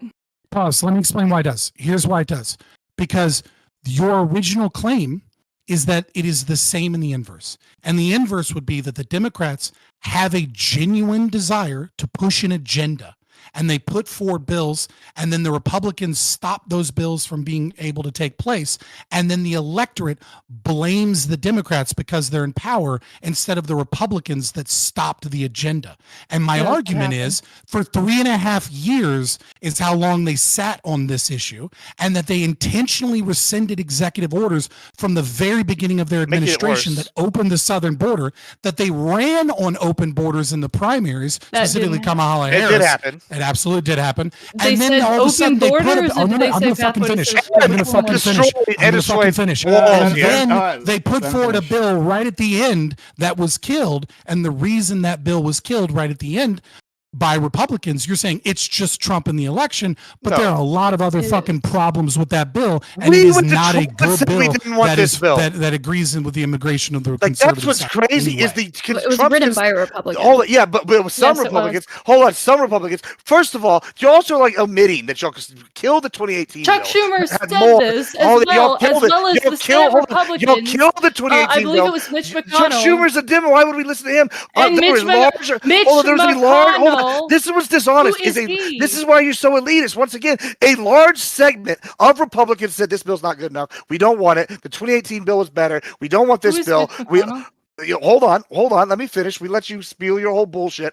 So we said we didn't want it. Trump, the same one in 2018, when he tried to take the Dreamers to those constituents revolted then, said we couldn't put the Dreamer bill in there, even though he gave Dems everything they wanted. Then the Dems shut that bill down. We come to this one. They don't even include the Dreamers, so that was clearly lip service. This is after everything Scott said, where they went and just rescinded executive orders, destroyed the border other ways, literally physically tearing down barriers, and then you want to go, oh, it was Trump? No, that's your elitist dismissiveness. That's bullshit, because the constituents I said that's why this bill failed. The people here in the Republican side were not just Trump. It was everybody down here that actually deals with this issue said this bill's not good enough, and then you're going to just dismiss all of us out of hand. They didn't say say we it don't till have Trump problems. said so. We said it before that. We said it before that. It just magically. Why were they supporting it? Were they on crack that day? We were not supporting it. Okay. So we're gonna move on. Right. I want to let Doobie finish up what a point he was gonna make, and then we're gonna go to Ali. But before then, just quickly. Right, it was Lindsey Graham, I think, and Mitch McConnell. Just quickly. Mitch McConnell was on a state border state. I didn't know that. That's news to me. So I was combining two senators previously. What's his face? The guy you said before, with the R, Rand Paul. He was the one who was obstructionist on that committee with the firefighters. So that's my mistake. I was combining him with someone else. But there was a senator that I was thinking of, and I finally found him. I had to literally go through the entire list of the 2010 Congress. I'm sorry I did that to you. Yeah, it's fine. But the guy who I was thinking of was Senator Tom Coburn. John Kinney from Louisiana. No, Senator Tom Coburn from I believe it was Oklahoma. And in May 2013, after tornadoes ripped through his state, Coburn said that any new funding allocated for disaster relief needed to be offset by cuts to other federal spending. So he had been blocking. Yeah. So Tom Coburn was famously obstructionist. In fact, that's how his So with his statement, you proved that it was indeed about spending and not about stopping and grinding and making the government less efficient. You wanted to get rid of fraud, waste, and abuse, and said, "I refuse to sign this unless you make the government more efficient." I will. Oh boy. Well, I'm just glad you proved me right. Thank you. No, the opposite. But hold on. But I'll have to deal with that later. But anyway, it literally starts his Wikipedia article. Coburn was an obstruction. I mean, no, never mind. I'm not gonna say that. Never mind. But in any case, the point is that don't look at it. But in any case, Tom Coburn was the person I was behind the scenes right now. Let's go. I feel left out. I'm not gonna say it. Let's go to our friend Doobie, so we can finish up, and then we'll go to Ali. I mean, that was it. That was all I had. I think that actually. So if I were a Democratic strategist person, right? Well, actually, what do you guys say? I think that their best move, right, actually might be to let Trump do whatever the fuck he wants for the most part, other than like crazy unconstitutional shit, for the next like 4 years, to demonstrate how bad it actually is, right? Like this is branded populism. It actually is for the country, right? If it is. And then they can come in 4 years and save the day or whatever the fuck, right? That actually might be their best move politically, I think. If they just need to hammer tariffs and go to unions. Just go to unions and go back to to workers' unions and try and win back the white working class vote by, instead of attacking white men for being white men constantly, shut the fuck up about that a little bit. Have a moment, have a couple of people denounce racists and critical race theorists on the far left that have like very little fucking part of the electorate, even though they're loud as fuck. Tell them to shut the fuck up and just focus on tariffs and why tariffs are bad. And focus on getting a fuck ton of funding from like Teamsters and unions and getting the unions back, because the unions wouldn't even endorse her because she didn't give a fuck about any sensible economic policy that meant anything to them. Yeah, I think that's like the number one thing. I got to move on. Ali? I was just going to say, so that boat shift that you were talking about, Katya, where people were worried that Trump is just going to take the shift and, take the boat sideways. In a way, I think it needs to happen, because what happens is no one trusts the way the boat was shifting to the left, and so you let it shift to the right as much as like Trump wants to do. And like Doobie said, like I said, I don't think he's going to do anything that necessarily crazy, nor that he has the ability to do something crazy.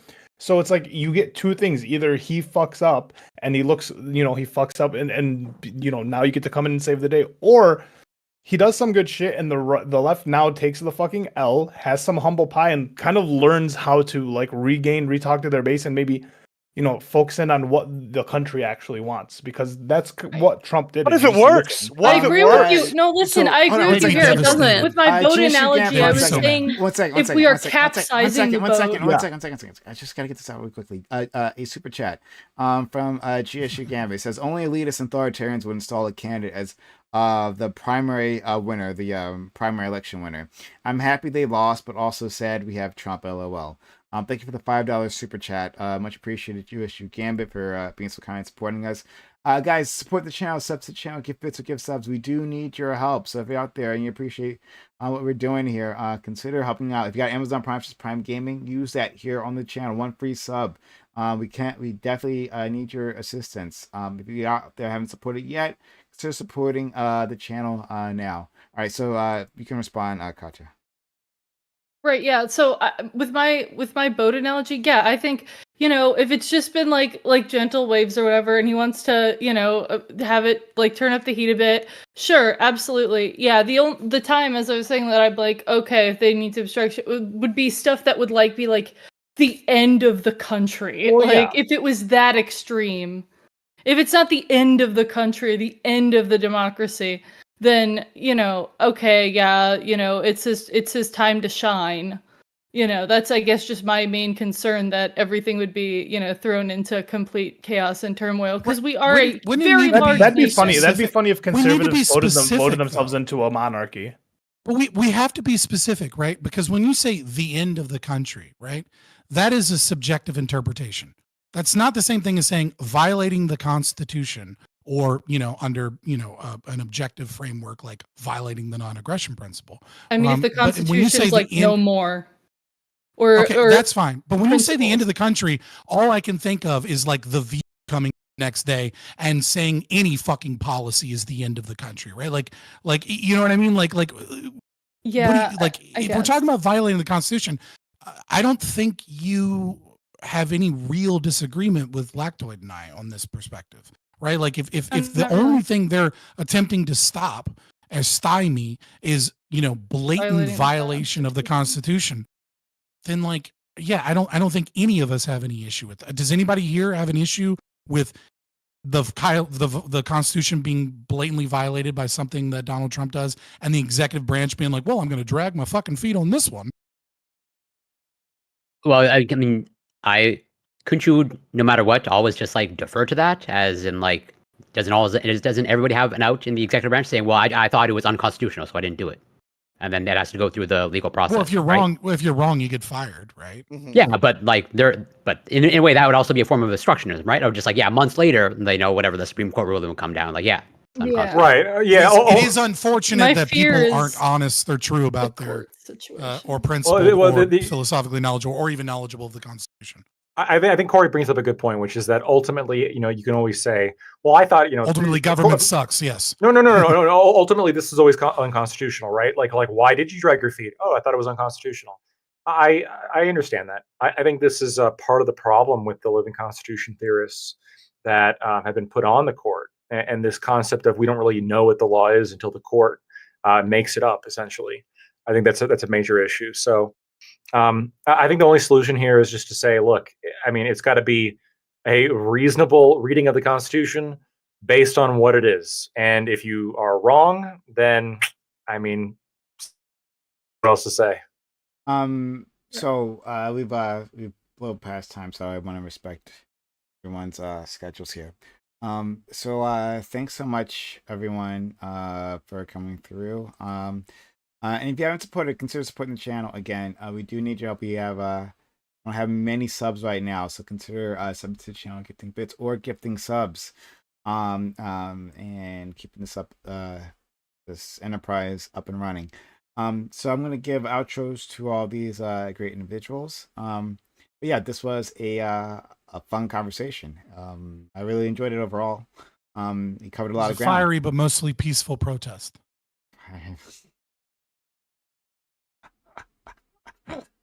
Good one. I like it. Let's go to our friend Lactoid. Lactoid, thanks. This was great. Yeah, no, thank you so much for having me. If you like what I had to say, you can find me at Lactoid TV on Twitch, Twitter, and YouTube. Thanks. Thank you. Scott.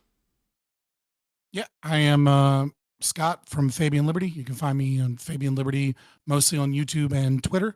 I am a libertarian. I will be streaming most Wednesdays and Thursdays, coming on Prime, when I can as well. Thursday, I'm really excited to start a new series. I think I'm debating some guy. I don't know. But also starting a new series, Heroes of Capitalism, where I will be giving presentations on some people that have been ruined throughout history with tellings of people that have been infected with an ideology that has destroyed their ability to see how amazing some of the great industrialists and capitalists of the past have been. And I'll be starting with the great story of James Cash Penney. So come check it out. Thank you. Next, our friend Corey. Thank you for being. Yeah, thank you for inviting me. Again, always grateful to be here. You can find me on Twitch, Corey Campbell 84, Twitter, X, YouTube, Instagram. It's Corey Campbell. Doobie, Ghosty, Ali, Katya, Gibbs, Scott, Lactoid. Always a pleasure. Love you, Prime. Gibbs, thanks for stopping by. Yeah, good to be here. It's always fun. Enjoyed it.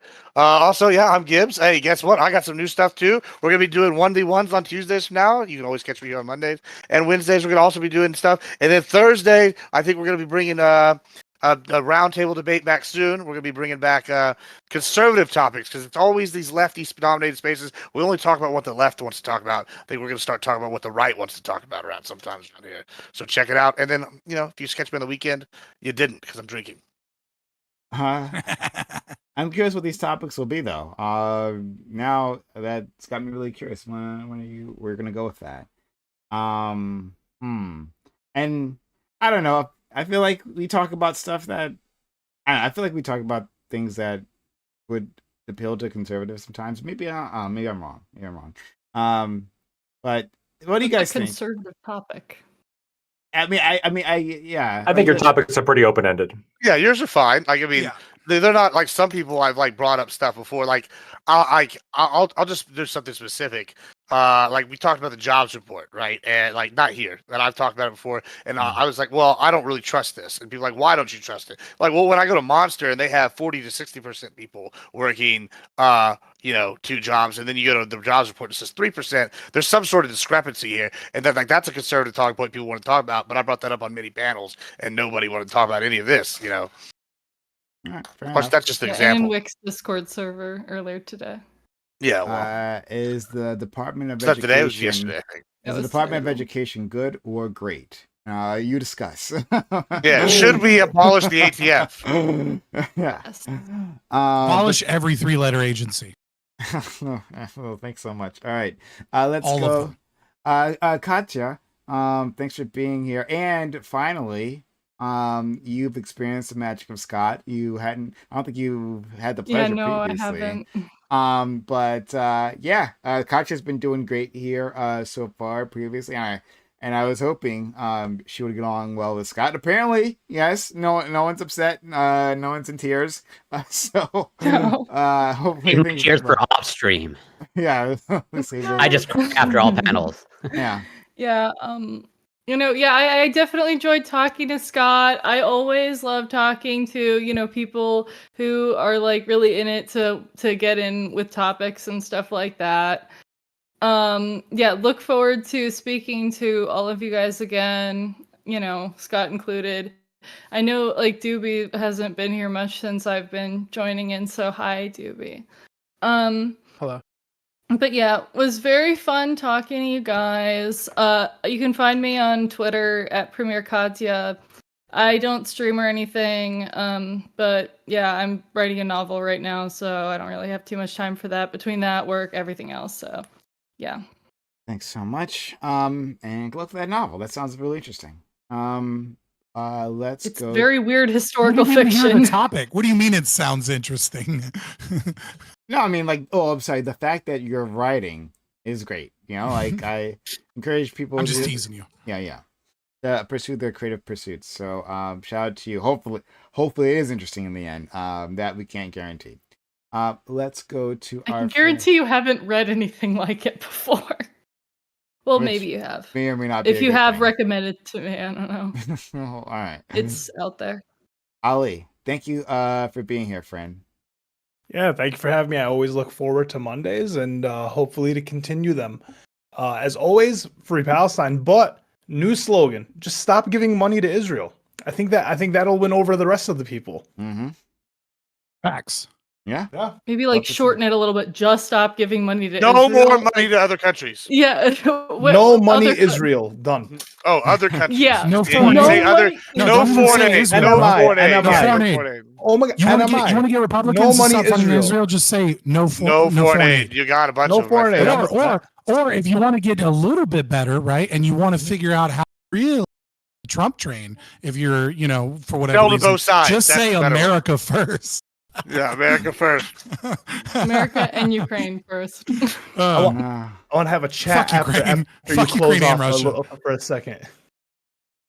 Let's go. Ghosty. Ghosty. Thank you also for stopping by. Yeah, thank you for having me. It was a pleasure talking with you guys all again. Love to come back as always. And Ghosty, it's spelled with a 6 on YouTube. Finally, a friend, Doobie. I'm glad you could join us. I know you were busy today, but you still managed to make time. Thanks for being here, friend. Yeah, thank you for having me. I agree with everything Sociologic said. Okay, I think the more America gets comfortable with not cooking to Israel, the better off we are as a country. More America gets No comfortable money, with Israel. doing what? Not Israel? Fucking. with not cooking to Israel. Not So- cooking. So Not not cooking. having fucking Netanyahu give a speech where he's called His Excellency and given fucking 3-minute standing ovations, and then he calls us cowards for not fighting Iran and shit, and not giving him more money and more missiles, and then they give him another 2-minute standing ovation. Fuck that. It's embarrassing. It's humiliating as a country for that to happen. Have to say Like our fucking representatives showing up, wearing fucking IDF uniforms in our fucking government is disgusting to me. Okay, I think that guy should be fucking deported. Absolutely. Yes. Love it. Yeah, fuck But that hold guy. on. He has a presentation, okay? He's got a Fuck that board, and it's got a picture of a bomb, and it's 90% full, and he's going to let you know how Iran get that other 10%. Elise Stefanik reporting her progress to Israel, right? She's like in Israel, talking about how much she is going to provide for them, and then this is like I think it was earlier this year, and then because she's made it clear that she will do anything that Israel says, now she is being elevated to the U.S. ambassador to the UN. almost certainly with the blessing of Miriam Adelson, who gave Trump like $114 million, somewhere around that, with the promise of annexing the West Bank, which now a Israeli. What job does she have now? She's going to be the ambassador. Right, but what to the job UN. does she currently have? She's a representative, I believe, or she's senator. I forget. So she's in the Congress. Yeah, you're not paying attention to what Trump's really doing. He's getting rid of the fucking war hawk out of the Senate and pushing them off to an ineffective space. That's what he's doing. 60 chess, Prime. So let's talk It's not about 60 chess. It's let's talk actually second. pretty simple. I'm gonna rate out to this woman. I don't know who she is. But you know, that's what we do. We're gonna rate them out. We don't cuck to Israel, but we do simp to female streamers. Absolutely. Don't ever forget it. Yeah, right? start streaming. Age of her, whoever that random streamer is. I'm sure she's a very nice lady. I have no idea who this is. She's got a nice smile.